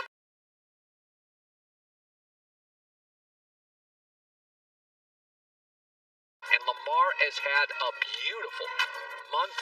Baltimore simply too good, in my opinion, not to be a playoff team in any conference in any year. Colts, Steelers, 2 old heavyweights. Listen, Big Ben had 3 TDs and 340 passing yards, and it snapped a 5-game streak with an interception, at least one. I thought this pass was the first time in about 7 weeks where Ben aired it out. I don't know if it was Red Bulls at half, but it was his best half of football against a pretty decent defense in Indianapolis.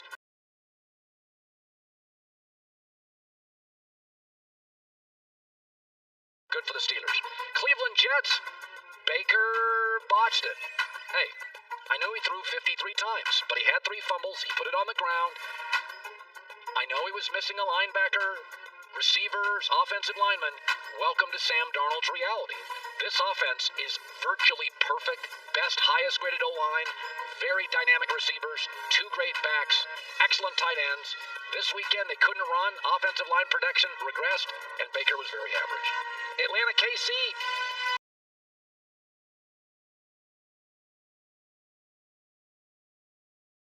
Ugliest win streak. 10 straight. The Chiefs remain the worst red zone defense in the NFL. Atlanta was 2 for 2 in the red zone. Red zone defense. 78% of the time, people score in the red zone on the Chiefs. That's the worst in the NFL. Chicago, Jacksonville. The Windy City. Meaning we never know which way the wind blows with the Bears. They're either awful or on fire. 4 straight games, 30-plus points. Has not happened in Chicago since the 60s. Cincinnati.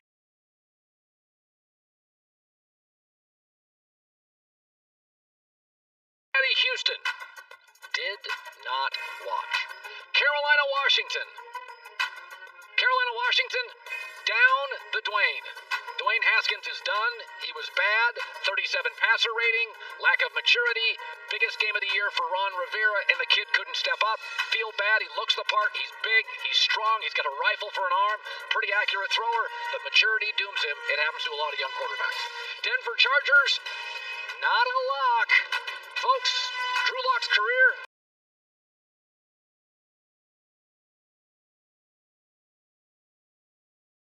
79% completion percentage, 77 passer rating. I'm Elway. I'm losing patience. Rams Seahawks, just 2 drives. A 7-play 70-yarder, and then a 9-player at the end of the game. Russell Wilson, twice in the game, took it over. 2 great drives, all they needed. Philadelphia, Dallas, playoffs still possible. The Dallas Cowboys beat the Giants, combined with a Washington loss, and they're in the playoffs. How about that?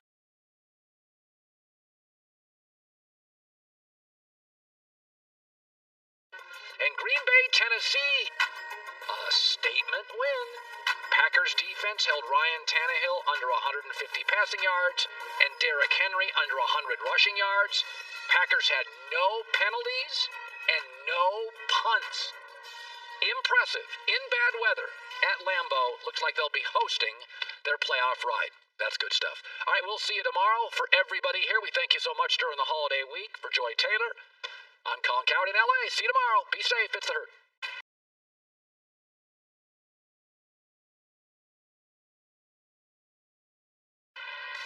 You already know that The Challenge is the most heart-pounding competition show on television.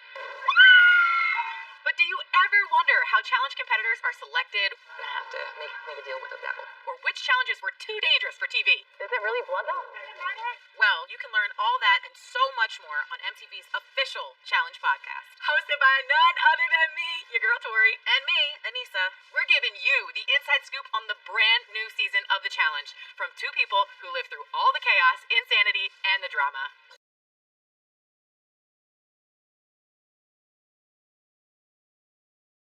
Plus, we're going to be interviewing producers, other challengers, and maybe even the occasional superfan. Which means you're going to hear things on this podcast that you will not hear anywhere else. Let's go, baby. Listen to MTV's official Challenge podcast on the iHeartRadio app, Apple Podcasts, or wherever you get your podcasts.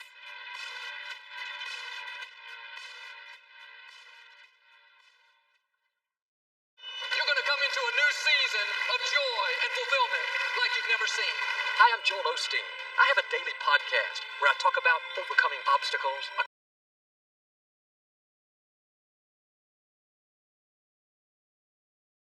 accomplishing dreams, and becoming all you were created to be. You may have had some disappointments in the past, but this is a new day. Keep feeding your hopes, feeding your dreams. Use your energy to feed your destiny. Listen to the Joel Osteen Daily Podcast on the iHeartRadio app or wherever you